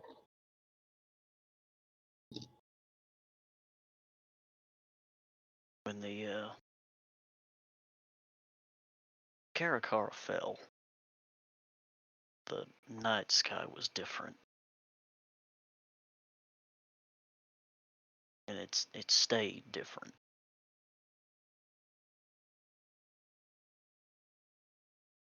There's more things from outside there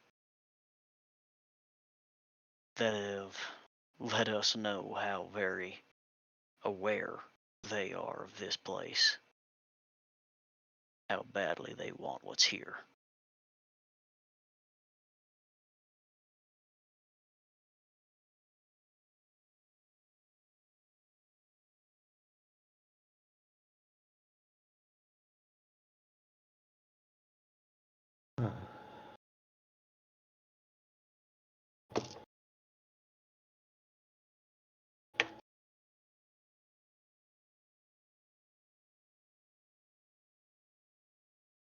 Rainier, as you and Fern just observe this object that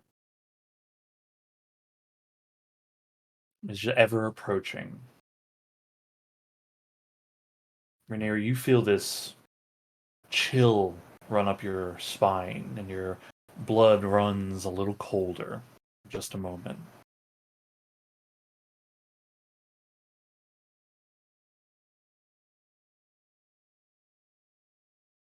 Can I tell if that's like deep-seated personal anxiety or an external force pressing in on me?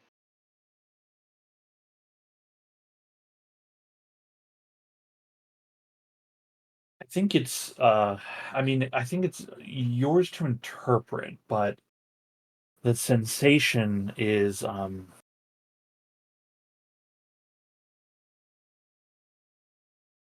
the the bit of it's like your blood is actually reacting to focusing on this thing, and especially now that it's closer. It's the first time this has happened, and you've seen it before. You've looked at this thing. You feel like you're like what's in your blood is having a slight reaction to it, and it makes you feel a bit uncomfortable, a bit on edge. It's not overwhelming, but it's just like, oh. Hmm. Gotcha. Just wanted to make sure no one was casting spells at me from the dark. No. Yeah, no one's casting spells at you. Yeah. But it's you know your body. You know your body. Um, uh, it's not. I would say it's not super uncommon. Like when all your senses kick online when you're in the presence of things that you're trained to combat, enhanced by what's in your blood. Um, this like it's a bit of that sensation when you're looking at Right. it.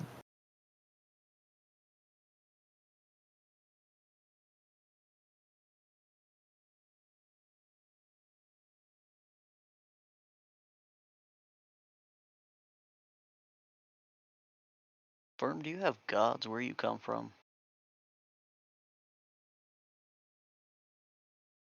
Mm, I don't really know how to answer that. Like, we don't. You can't just go down the street and talk to them. Everybody, you can pick a religion and have a god, but I don't think there's any distinct ones that I can think of.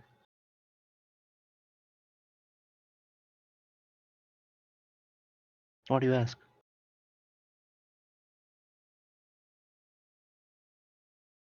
Because we know the Atropus is something besides God, besides a demon, besides a devil. Ooh, It's an abomination. And we also know that, well, most of our gods, at least of this realm, they take power in being worshipped. They exist because we have breathed life into them. mm-hmm. And the greater the force of their following, the greater power they can offer to their followers. And just every little scrap of force we can have, power, strength, faith, every little bit helps.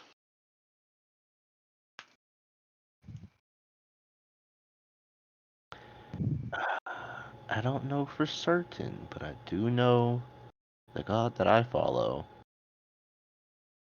Mm, he's not a typical one. I only recently started to follow him, but I met him when, how do I put it? I met him when I was just floating in the astral sea. I assume sort of like you guys, Ember Prime, yourself. I don't know if the other three have a god. Nobody's really mentioned anything. Had a sort of vision, interacted with him. He wasn't in. He wasn't sort of in like his own dimension. He was in the, what is it called? It was like a resting place for gods, but they weren't really dead. They had no more followers.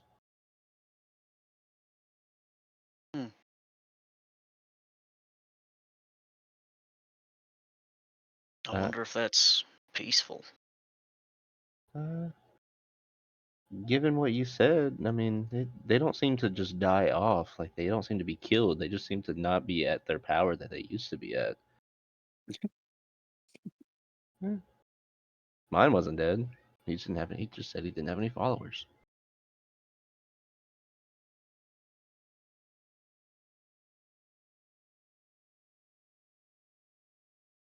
It almost sounds nice. It seems like it gets pretty lonely.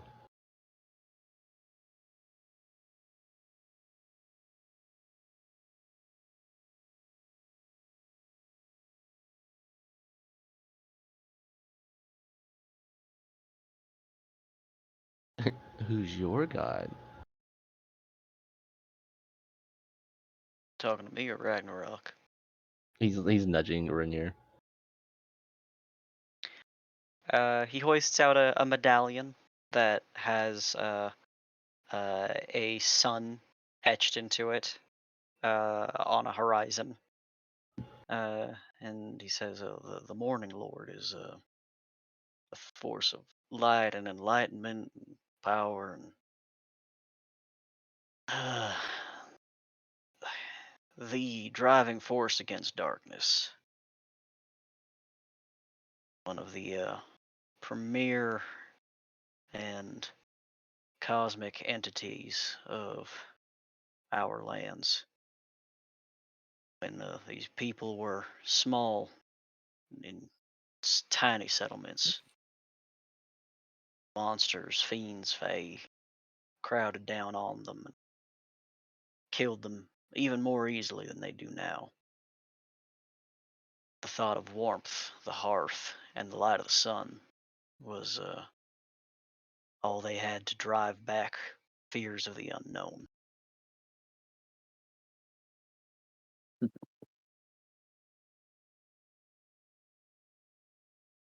Hmm. I'm hearing you talk. I feel like I need to do more research. Well, I didn't get into my profession by happenstance. It took work, study, learning.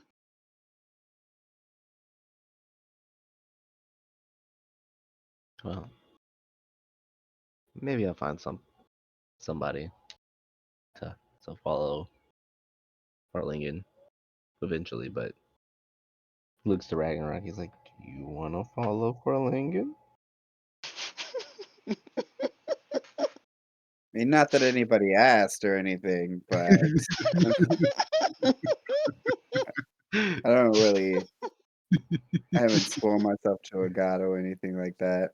I like to think that should I face any of them, like Lathander, upon my death, that they'll smile kindly upon me and my deeds. But I don't think it's necessarily I almost said that twice. I don't think it's necessary to swear my fealty to anyone.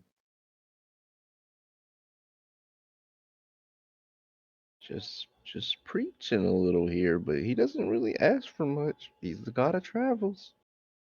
You get to do what you want. Just sightsee is what I'm understanding. Feel I like I mean, get I to made do it what I from want. this astral sea to here. I, I think I get to travel already. You're right. That's true. He's really offering anything that you can't do, but that's not the point.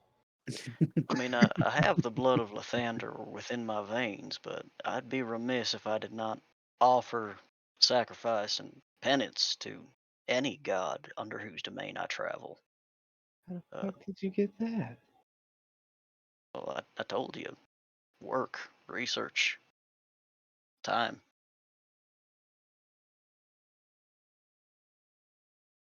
I don't think those three equate to you receiving the blood of Lathander in your own veins.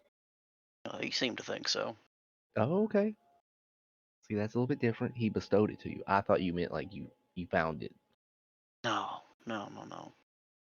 It was a gift. Huh. That's pretty cool and scary at the same time. Feel different.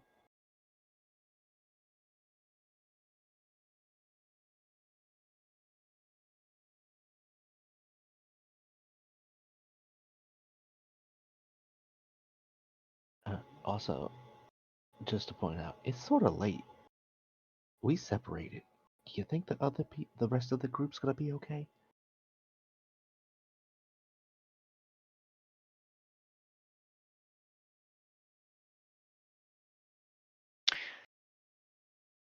I did hear your question, but I have been tossing between the fact that it remains Cal and Ember as to whether or not I do believe that they will be okay. We can head back. We'll be there by dawn, though.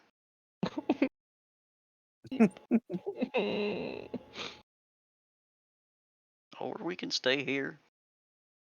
Pussies. What did I say?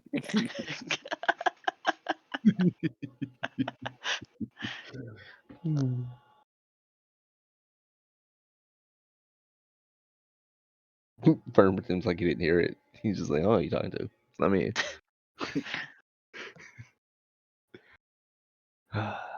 we could rest here if you guys wanted, or we could head back. I think they'll be fine. Famous last words. Well, wait, we don't even have anything to plan right now. Like, we're just chilling for like the day or two, right? Just head back. It'd be a stretch, but we can head back, set up, and then just sleep during the day, I guess.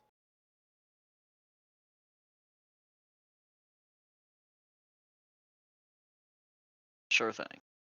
No reason keeping us separated. Hmm?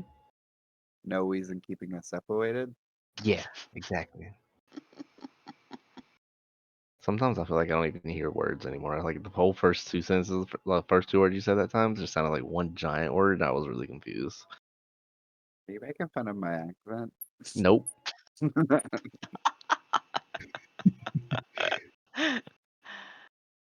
Hey, after a nice evening swim, some time on the beach,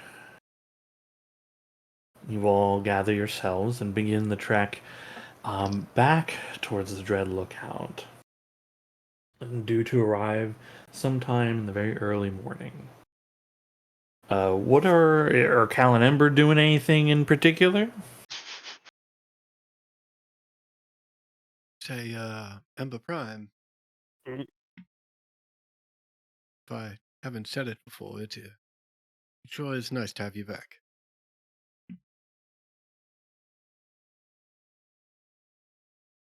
I appreciate that.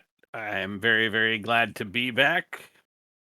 I'm Well, glad I was here to see the end of Umeli. yes. Although, gonna be honest, still a little weird to think that she's actually gone and really gone. And I will look after the the, the slowly disappearing forms of the wyverns. I Yeah, don't you know that. as you say that, there's a crunch beneath your feet as you realize you've stepped on some kind of bone. Yeah, I don't know that I actually took one, but just for the sake of this moment, I'll take one of the metal hands and just chuck it against the side of the Dread Lookout. Sure, yeah. So, someone has the hands. I don't know Yeah. who, but yeah. Well, gone and hopefully forgotten. Well, while you were dead, did you have fun?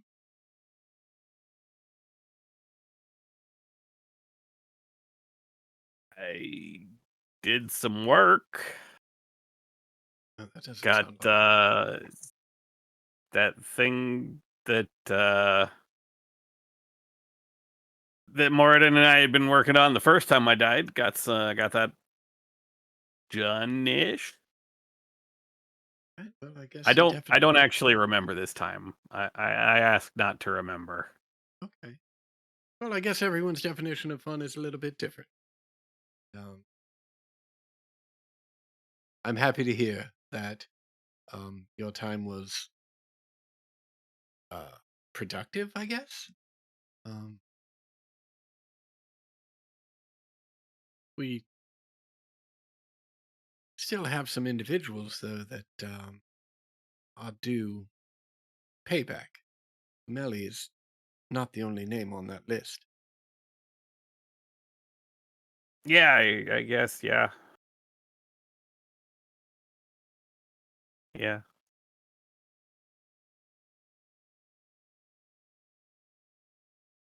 Very well. I'll be a little honest. It's I'll be honest. It's a little less important with everything that's going on. Although Rue did burn down my house, so yeah, Cal's we'll just eyes, put that one at the Cal's top of the eyes list. narrow as he says, "Yes, he did." Well, why don't you continue to keep your eyes on the big picture, and I will continue to be petty.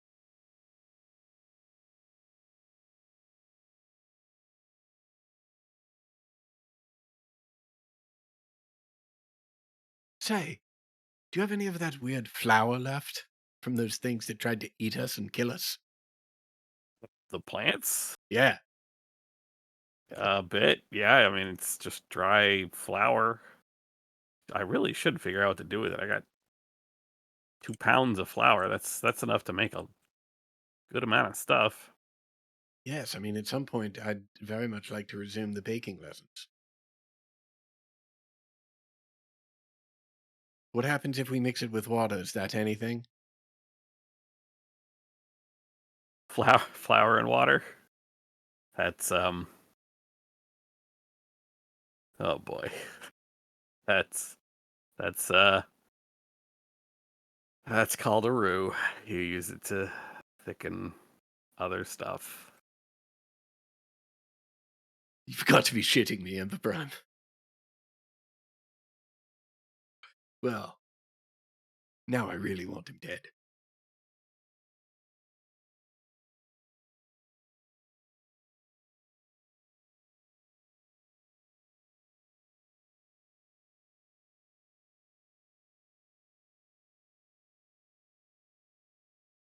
Say, why don't you take this stick here and I'm going to toss one of Umeli's hands at you and you see how far you can hit it. Okay, that's a little dark, but why not? Say it's something to pass the time. Should we go to the I mean, should we just go down to the beach, you think? Like we're gonna meet them there anyway, right? Oh yeah, That I guess we're I gonna meet guess yeah, I guess there's no reason we have to wait here. we're gonna end up meeting Baracus and Fettlework. Presumably, I mean, it's not like there's a dock out here. Oh well. That's a I horrible could thought. I make mean, if one. that ship comes crashing into the shore, can you imagine if it came crashing into the shore and we boarded it only to find that no one was aboard save for one skeleton lashed to the helm? Be terrifying.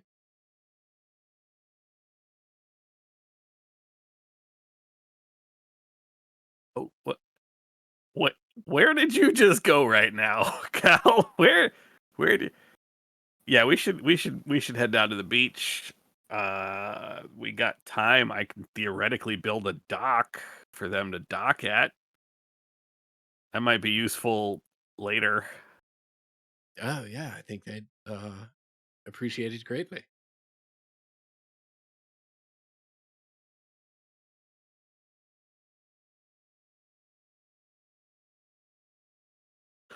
Yeah, pack our stuff and excuse me, head for the beach that everyone else went to. Okay. Yeah. I can't wait Camp till we out on the pass each other in beach. the night. Okay. I've got a Uh, lantern and I'm glowing.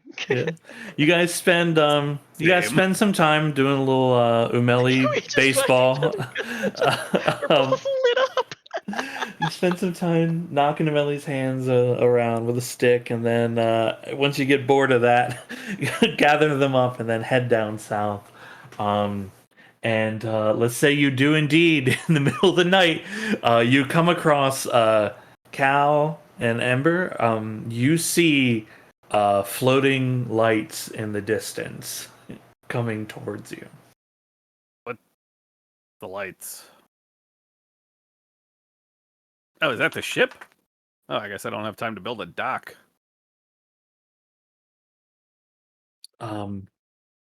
Rainier, Ragnarok, Firm, you see floating lights in the distance coming towards you. It's middle of the night. Oh, wait. You've only one of them- seen. Is Do I one of have them to- distinctly blue floating hair? I don't know. I don't know what you guys are using to light to be able to see things, but you all just see lights in the distance heading towards you. I actually do not know the light cantrip because I have produce flame. Can I make a mage hand and use prestidigitation to make it glow? I can't. There we go. Boop. Well, I mean, I'm seeing with the light cantrip on one of my rings. Because someone has no dark vision. Okay. Yeah. You would see these lights in the distance before you'd see each other, right? So, Mhm. do you do anything to do you prepare for danger in any way? You know, because you're ostensibly just in the dark, marching each other towards each other with lights, unable to see each other until you are close enough, right? Wait. I don't. Always I about. shouldn't do this, Time but to I'm speak, going to. Cal. I'm gonna do this. Please Well, you don't said we tell see that, right? Yeah, Uh, yeah. I'm gonna gonna cast Major Image and make a wyvern appear in front of me and send it towards that way. Okay, what's the hold on, I just need to check the range of everything here.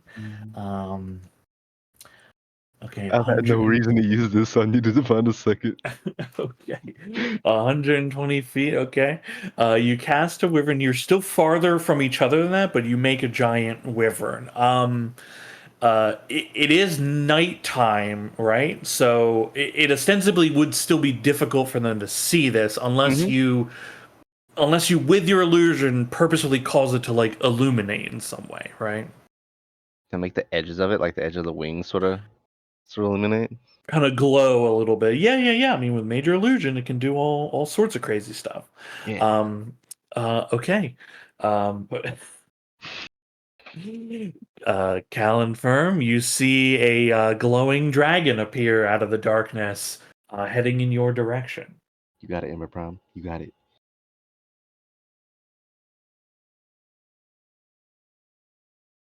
My plan is to hide, like Yeah. when we saw lights. Wait, Okay. he's on the beach with us. Although, I'm super good at this in my clank. Yeah, Okay. Yep. Very, very, very very good at hidden. hiding. Yep. Definitely see a thing coming at me. You don't think it's noticed us, right? Ah, fuck. Okay. Let me get perception checks from Ragnarok, Rainier, and Firm. No, we have not. Not yet. Not even Okay, close. good. Working on it. It's happening, I think. Hey. Concentration spell. Okay.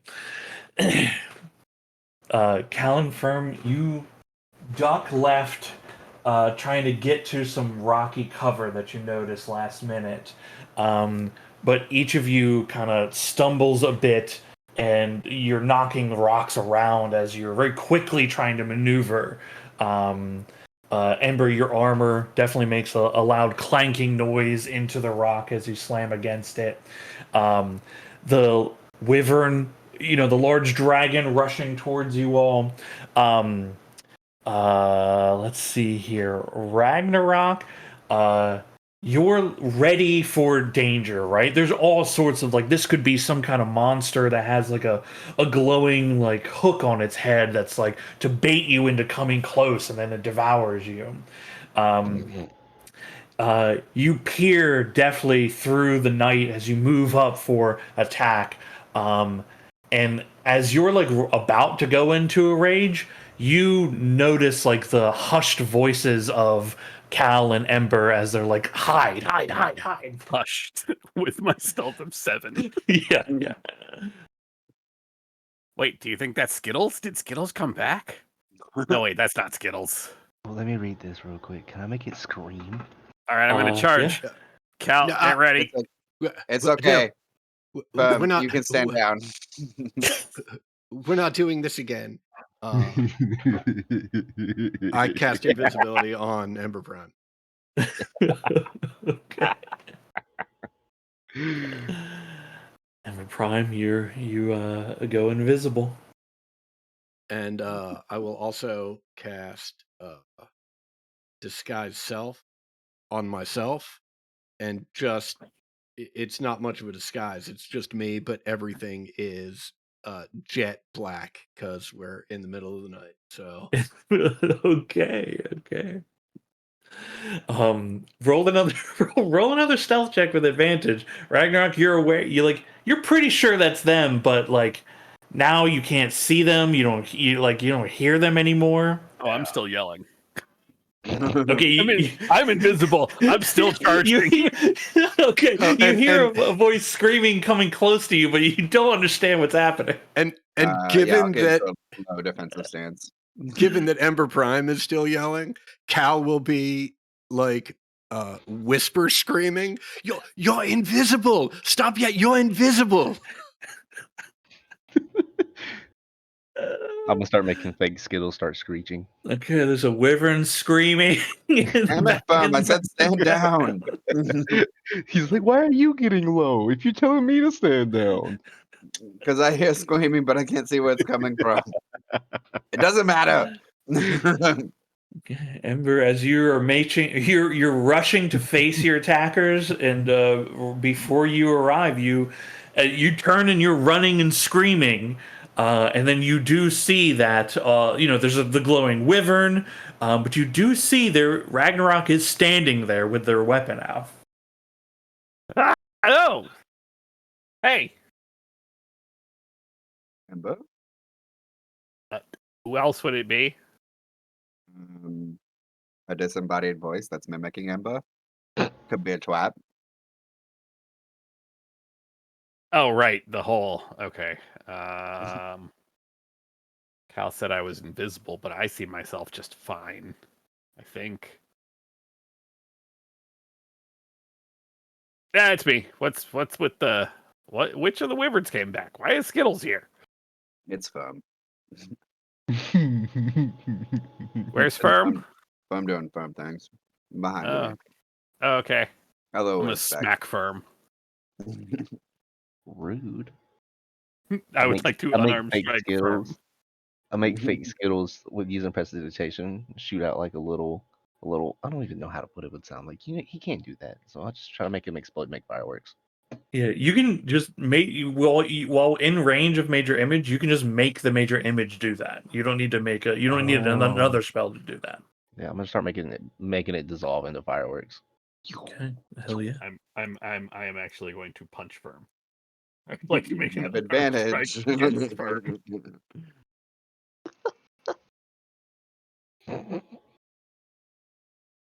You know what's funny? I don't think that hits. That'll miss. I'm pretty sure. Doesn't hit.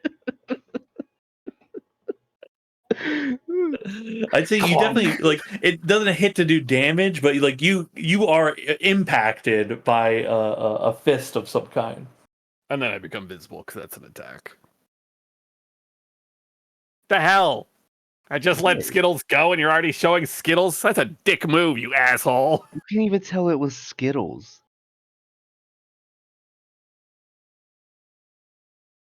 It is pretty dark out. How many wyverns are there? We each I had guess there one. were 5, but 6. But We each had one. There was no identifiers on each one. how dare you? My Skittles was beautiful. Did you give Skittles an identifier? Skittles had an identifier. She had a little right there. Mm-hmm. What are you doing anyway? We're heading to the beach so we can meet Baracus and Fettlework. No, we didn't think you guys were coming, so we're walking back so we can meet you guys and not be separated.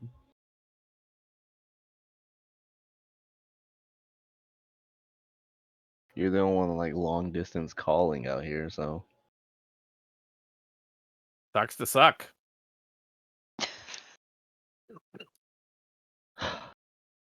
anyway. I think it's time we all go to bed. Agreed. Are you dead again, Ember Prime? Where the hell is he? I'll swing the lantern around. you eventually you I like the idea. Your stealth score is super good, but I like the idea of the light passes over and you just see like a obsidian black cow pressed against a rock. God, fucking, what the shit? What happened to you? We I'm leave feeling you sort of alone. bad. I feel like this might be a hate crime. Is this a hate crime?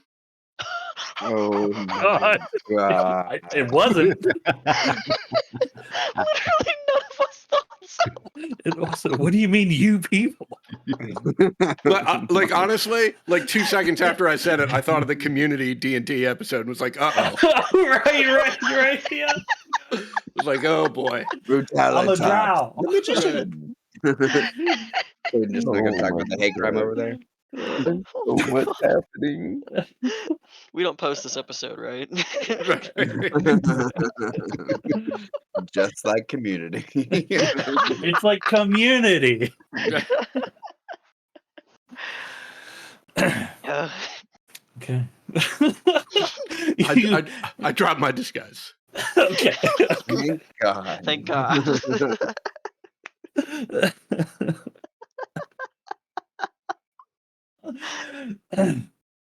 Okay. You you all can make camp. And summon the taco truck and be protected in the evening. The morning comes, everybody has a successful long rest. Did have a slight thought to push Ember Prime out of the taco truck while I was Mhm. casting it so she couldn't get in here, but he held that urge in. That would have been good. I have detect magic, or dispel magic, so How many times can you do it versus me doing it for free, though? how are you gonna ritual cast when I'm beating you? Yeah, ritual cast, you're unconscious. Yeah, it can't. It's gonna be hard to speak. It's gonna be hard to cast spells with any teeth. Don't you think? You don't need teeth to talk. You You just got to need do tongue. somatic components. That's going to be real hard with broken fingers. This got so out of pocket so fast. You know Okay. what? You can have your dome. I will spray the entire thing with the bread sprayer and just completely dome them in bread. Oh, for real. Glad you can hold your breath real well, because that air Well- inside that bread's gonna get real stale. You know what? When you do Just that, like the he's just bread. gonna start. He's just gonna start. Stale. He's gonna start using firebolt and just making it just get cooked. Just gonna start. I'm gonna cooking wait till it. you sleep. What are you talking about? You're gonna wake up in a dome of bread with the worst fucking headache. Oh my god. Ember, do you bread them? I do need to know if you're actually using the bread item. I am not going to bread. Okay. You wanna? You don't want to give Firm a little bread sleeping bag, a little cocoon? Oh, You And I remind you, it will do damage to them. Should you choose to do it on a creature, it does damage. I thought I could just bread sprayer a structure. You can break. Yeah, you can. I mean, you Yeah. could do that. Yeah. I just Yeah, meant like if you're gonna do it to a person. Yeah. Okay. You're gonna make a firmament hot pocket? Yeah. I'll put him in a dome, make sure to leave the crawling medallion of malediction on the ground so all the bugs get in. Oh my god. Best use of it. don't tempt me. I I'm think. traumatizing myself. Some bugs ain't ready. Okay. A long rest is had, but a late start to the day. You get up around. Everybody kind of gets up around like noonish or so. Yeah. You're still a few hours away from the beach. So, what's your plan for today? Like, it's the 13th of Flame Rule. You essentially have a day to kill if you're going to wait for Baracus and Fiddleworth. Beach party. I can make food. Yeah, let's have a beach barbecue. I'm going to, with my 2 spell slots for 4th level. I'm going to fabricate stone into basically a big long stone dock. Beach party it is. Let's go. Okay, I like a stone dock. Okay, yeah, beach episode. it's a beach episode. Why does it always happen? No matter what you do, there's somehow a beach episode involved. Yeah. Does anyone have bathing suits? Who brought their bathing suits with them? I did, and Cal takes off all his clothes. I knew it. I knew I was it. just gonna say, taking off the armors and underclothes and pulling the hair down, kind of thing, and just being outside for a while. I have a kilt. I'm fine. I have a scarf. Does that count? I have 2 sets of fine clothes, one of which is canonically a skirt and like a tube top. That has to count. Yeah. Yeah, that sounds like beach attire. Hell yeah. Okay. Super fancy, and sand is getting everywhere, but you know. During the day, it's sun's out, it's a bit warmer. There's a nice sparkle and sheen in the water. The waves are cresting in. It's a likely more enjoyable beach experience in the nighttime. Now, should you choose to dive and swim in the water, you can see each other fairly well. But there are sections as you go out will begin to go deeper and deeper. Is there anything you guys would like to do special on your beach day? Yes. Once I get a running start after ritually casting a water walk, and basically just become Bobby from X-Men and use shape water to freeze a slide and just keep going using the momentum. Okay. You are able to do so with your magic. I will use my instead of leaping gazelle to do a big old cannonball as far out as possible. Hell yeah. Using the freshly made stone dock, you're able to get way out there into the water. Big splash. Give me athletics for how good of a cannonball you end up doing here. So bad at these when I'm not raging. Yeah. No, you can have athletics for this as well. I'm sorry, you can have advantage for this as well. Oh fuck yeah! Ah, 19. Good thing.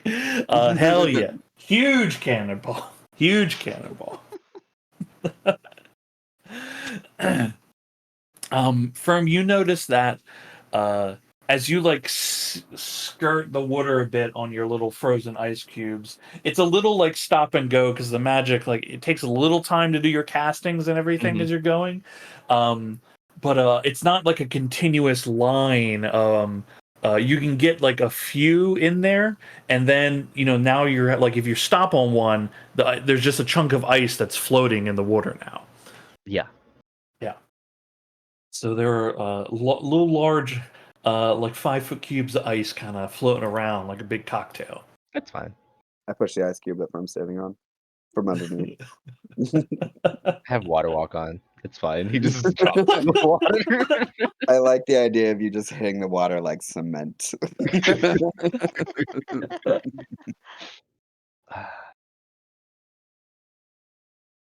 I'm in an ocean. Yes. He tells Ragnarok probably shouldn't be so near, and then I'm going to use control water and start making a whirlpool.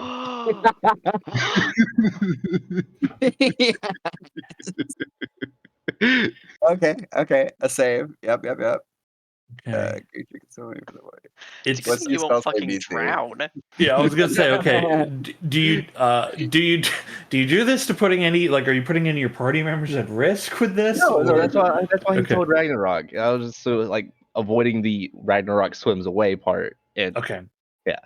Okay. Cool. I mean, you have a lot of range. Like, you can cast this very far. This stuff goes very far with this spell.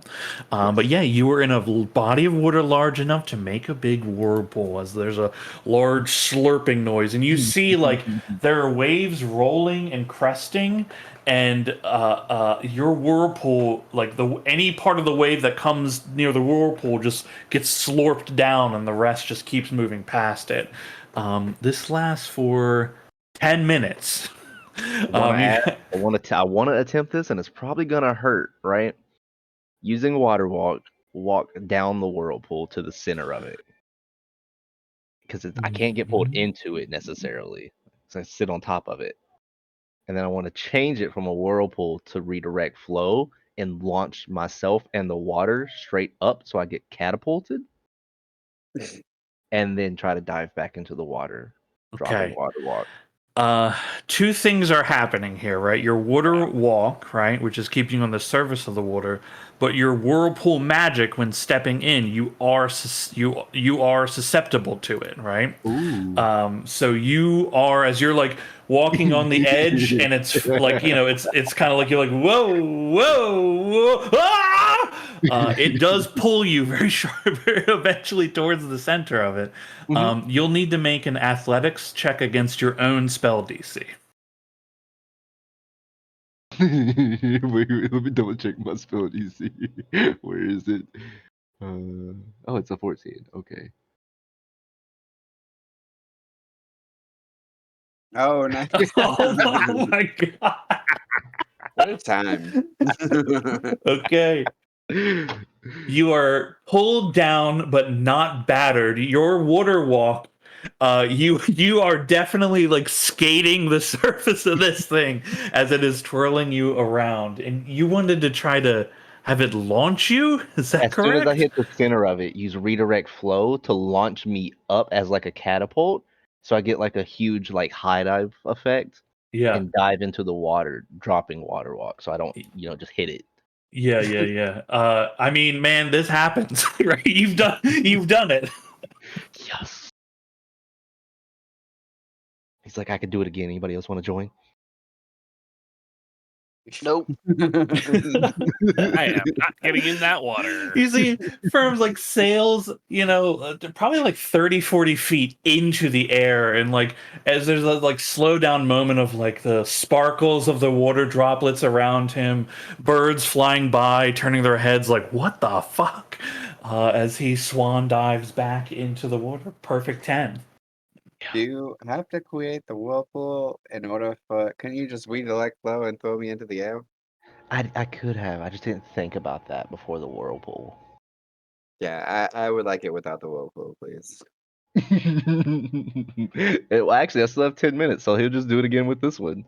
Okay, yeah. You won't go quite as far without the actual drain down and launch up, but he can toss you in the air with the water.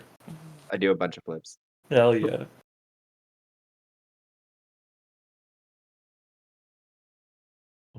You think there's any caves here? There's no caves. I can check. Do it. I'm gonna check for caves. Okay, make an investigation check for me. No. On a 9, you begin diving around the area. You have to go out a bit off the beach shelf. But for you, you can breathe up water, right? Or just swim Yeah, speed? both. Breathe water. Okay. For you, not a problem. You're going deeper down. You do find a cave here. Oh no.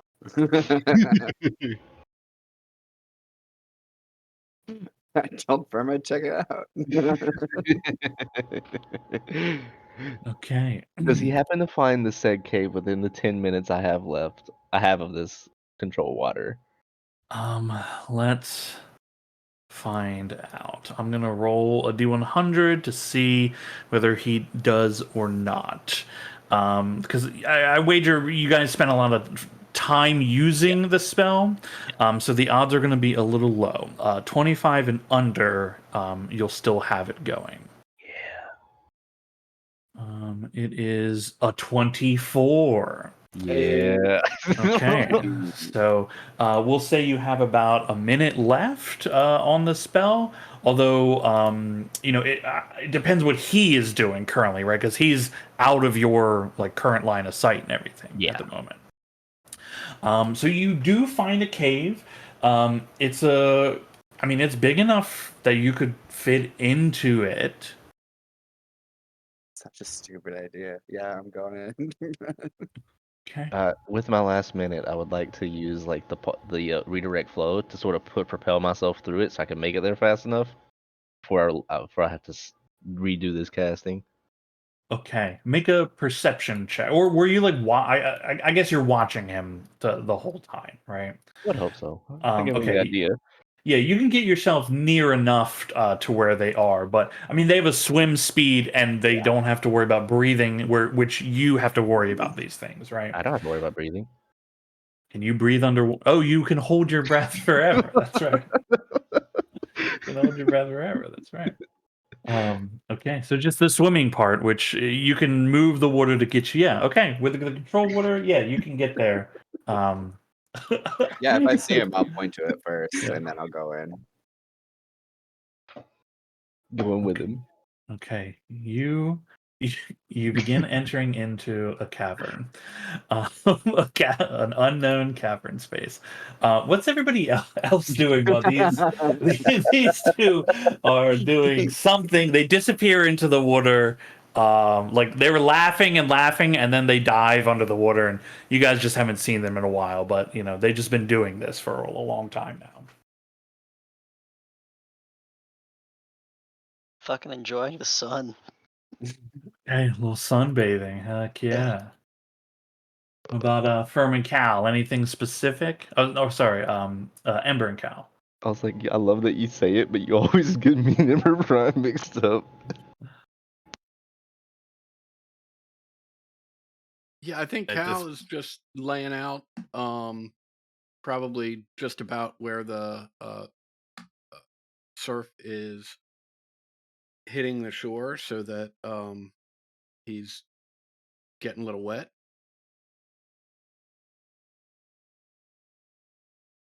All right, enjoying the waves crashing up. Ember, anything particular besides making the dock? I know. Once the dock is made, I'll join Rainier and Cal on the sand, and then when we haven't heard from them for like 30 minutes or so, I'll go ahead and cast Ascending. Okay, that'll be some time as they have just begun their exploration then. As you all are relaxing, luxuriating, letting your scales glisten, your skin get warm, the two of you are squeezing your way through a dark, coral lined tunnel under the ocean. You pull yourselves for about 15 feet or so, and this tunnel kind of gets a little narrower, and the curls beginning to scrape along the side of your body, and then you break through to a little more open section, like a part of the rock had been hollowed out by some geographical means of some kind or geological means of some kind, still under the water. It is dark in here, however. Your dark vision is not really helpful in this kind of scenario. Its normal sight lines are reduced in the water here. So you're able to see, but it's a bit murky and muddy. Do you have any ways of fixing that? I can swim back up and ask Rainier for his lantern. I have prestidigitation. That's about it. And firebolt, but underwater firebolt don't seem effective. Going to be a little less effective overall. Okay. As you are considering these options, the two of you, like you've come out. You're next to one another. You're looking at each other, considering this option. Ragnarok, you feel something like coiling around your leg. I knew it. You feel something coiling around your leg. You look down, and there's a very large octopi tentacle wrapping around your leg currently. Yeah, I'd like to swim away from it if I can. Okay, make a athletics check to break grip.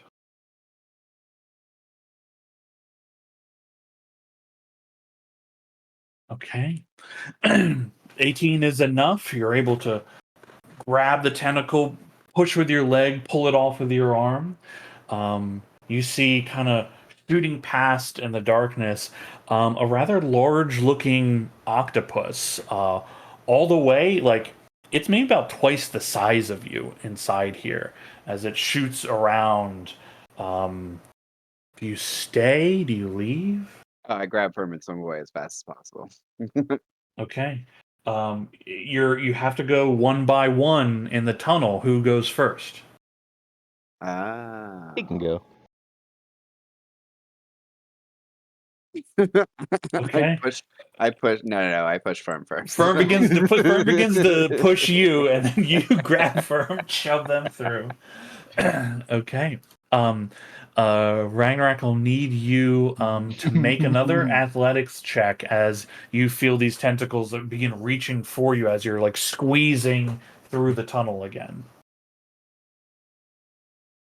Hey. Easy. You grab hold of some of the coral on the side and just pull yourself right through. You can hear the sound of this thing like like moving in the tunnel behind you, but you're able to escape its grasp, and then you're with your same 27 like pushing firm to get out of here faster. The two of you pop out of this cavern. This octopus, this large octopus, is very quickly like it's behind you, right? So what are the two of you doing? Going for the top. Yeah. Okay, I'll do that instead. I was nothing. Never mind. Okay, the two of you shoot towards the surface. Firm, your water walk lasts like hours, right? I think it's an hour. Yeah. An hour? Yes. Yeah, well, that would be last because your control water was. 1 hour is. Yeah, okay. So you can use that to get to the surface very quickly if you want, but that'll leave Ragnarok behind. As soon as my head peeks out of the surface, I'll turn to them and just yell, "We fucked up!" Swim towards the shore. As soon as I get to the surface, instead of what he said, it's like, y'all want octopus for dinner? From shooting up, as they pop up, you all hear them. They're pretty out there. You're barely able to make their words from the beach. But you do see these large tentacles begin rising out of the water, like moving towards them. We found a fucking kraken. I look to Ragnarok and I'm like, are we leaving? Yes. I look over at Cal and Ember, like over my sunglasses, kind of like. By the way, I'm wearing Over sunglasses. I am casting Long Strider on myself. Okay, good.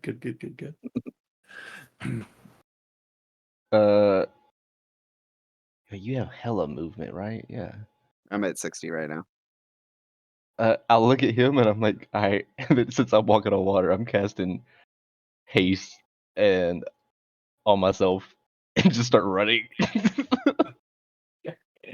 The two of them begin fast, like really swift swimming, and then Fern's just running on the water surface. The octopus is not able to keep up with you, but is giving chase towards the shoreline. Yeah, I'm just doing my best to stay out of its grasp, dashing Okay. and all. You'll I'm gonna try to like antagonize it to get it closer to the edge. Okay. God. How do you antagonize it? Slowing down and then like stomping on the water above it, and then just take it off running again. Okay. So you Okay. want to follow? You want it to follow you to the beach where the rest of us? I want to cook it. Then kill it first, man. Okay. Slowing down so that it gets close to you is going to allow it to try to grapple you. So I'll need you. It's your choice: athletics or acrobatics. Take acrobatics. I don't have a -1. Hey, Okay, swiftly dodging out of the way, you antagonize it closer to the beach. It doesn't get like it won't beach itself, but it's it's in the shallows. Oh, and I'll look at Ragnarok and be like, will you help me with this real quick? I did say I'd go fishing, didn't Uh, I? And then I would assume him and I are sort of like near each other because at this moment, for one time ever, I am actually faster than Ragnarok. I have 70 movement for this minute. Nice. Are you sure we can take it? I mean, he's over there with his crossbow, and like they're right there. Uh,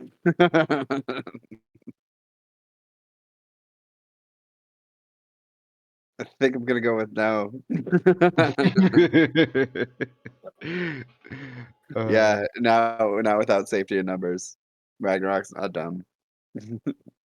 Okay, well, I'm gonna at least make it back to the what's it called? Shore The before shoreline. the Okay. haste runs off. Okay. Fern gets to the shoreline. Ragnarok sounds like you're going to the shoreline because you don't want to Mm, engage with the thing. mm. Okay. The two of you head into shore into the where the shallows are just lapping over the black sand, and you see the tentacles thrashing in the water and then disappear as the creature goes either back to its home or to find other prey. I think we could kill it. Probably. Let's Right. to Rainier and Ember Prime and everybody. Do y'all want to eat octopus? not, not after having to fight one first. We are at a disadvantage over there. We could pull it out of the water. I think I could get it out, right? Like Oh, just thank control. you.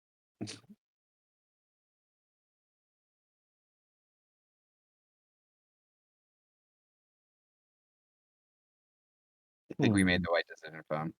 Damn it.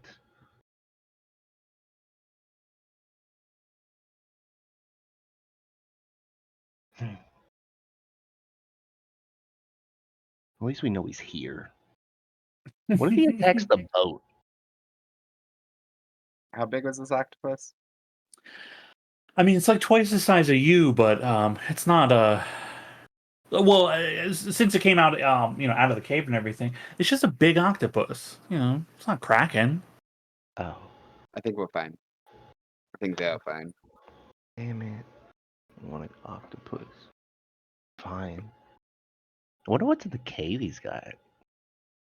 I doubt he's holding treasures.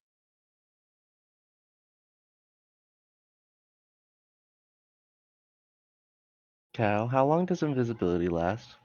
Hmm.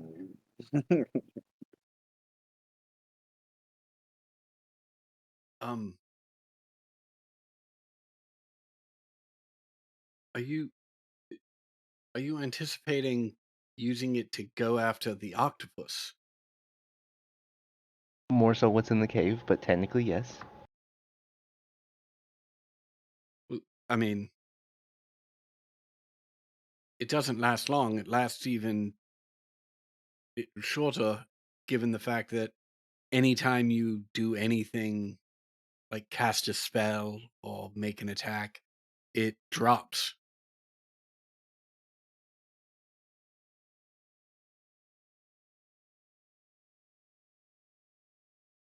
What if we carry the lantern and use invisibility? Do I still get the light, but it's invisible?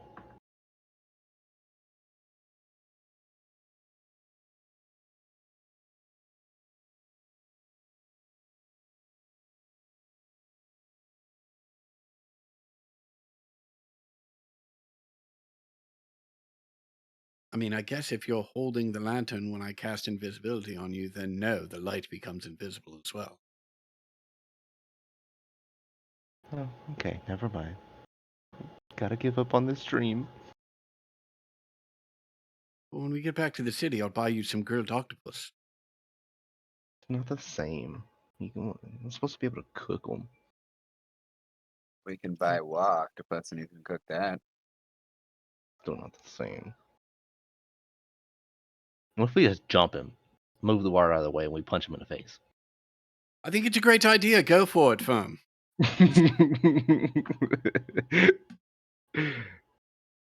He gets salty and just walks back. He just hears the sarcasm.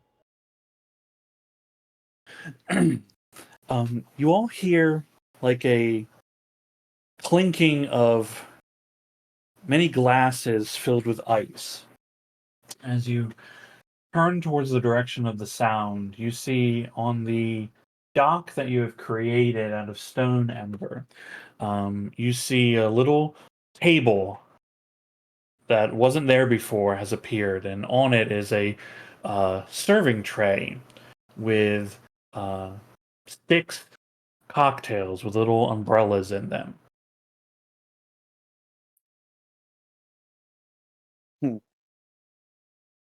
Oh, it is wonderful to see you again.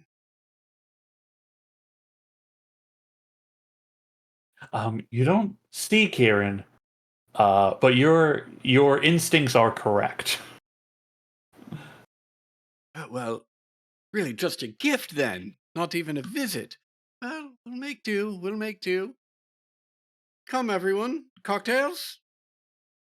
Or Yes. cocktail, as the case may be. Sure.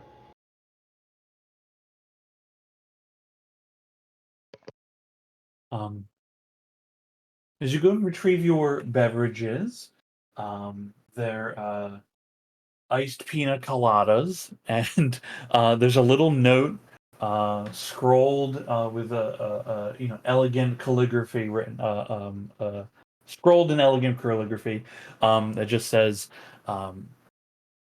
"Any friend of Cal's is a friend of mine. Enjoy your day of rest." Signed, Kieran.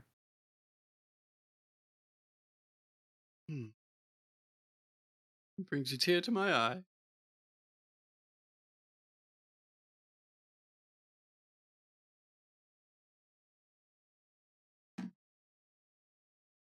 Well, if this isn't lovely, I don't know what is.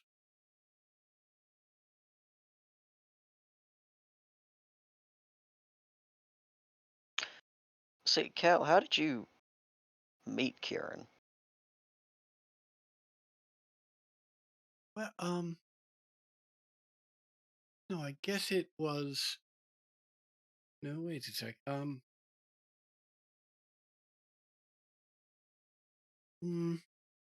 That turns out to be a more difficult question than I had thought. I feel like I've always known him. We'd been running buddies through much of my youth.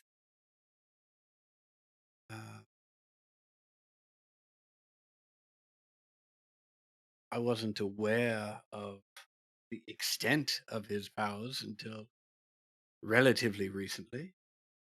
But yes, I don't remember a time when I was not friends with Kieran. Hmm. You don't have any old friends? Well, not that old. Well, actually, yes, but I do remember meeting those people. I have old friends. So old, they're dead now. Well, may their memory be a blessing. Hail cheers.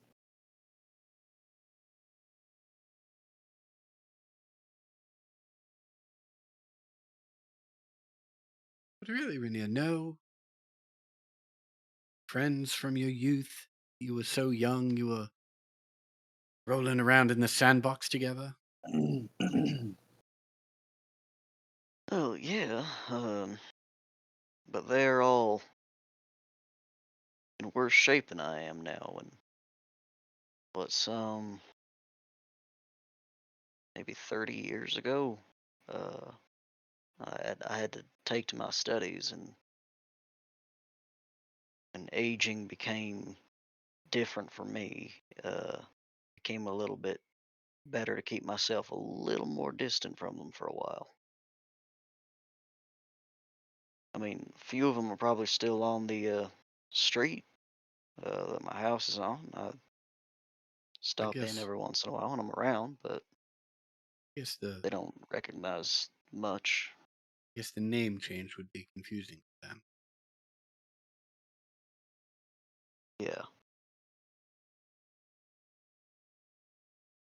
Well, I hope that we all live long enough that one day we can consider each other old friends. Amen.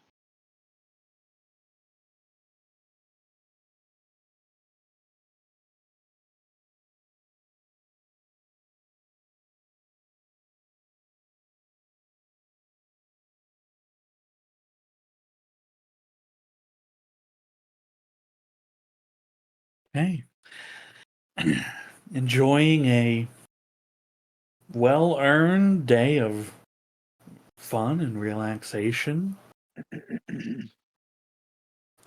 Not being eaten by anything.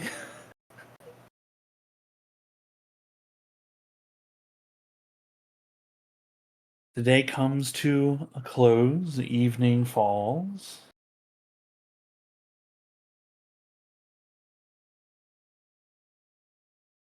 Ragnarok, if you would like to have speared some fish or caught some fish to cook over a fire, you are welcome to have done so.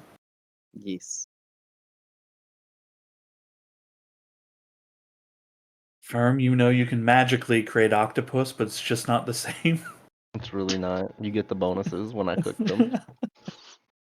It just adds a little bit of flavor. Will flavor blast. Soon the stars come out, crescent moon rises, and that same odd shape in the sky that shouldn't be there and ever approaching.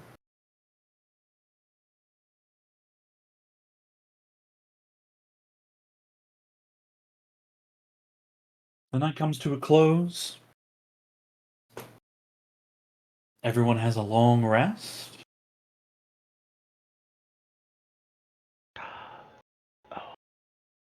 And when we next play, it will be the 14th of Flame Rule and the arrival of Barakas and Bekmudim. Can I possibly, real quick, pay, since we were spending that last bit of time, pay and try and transcribe over polymorph? Yeah, was that 4th level? So that's 8 hours. 8 hours? Hmm.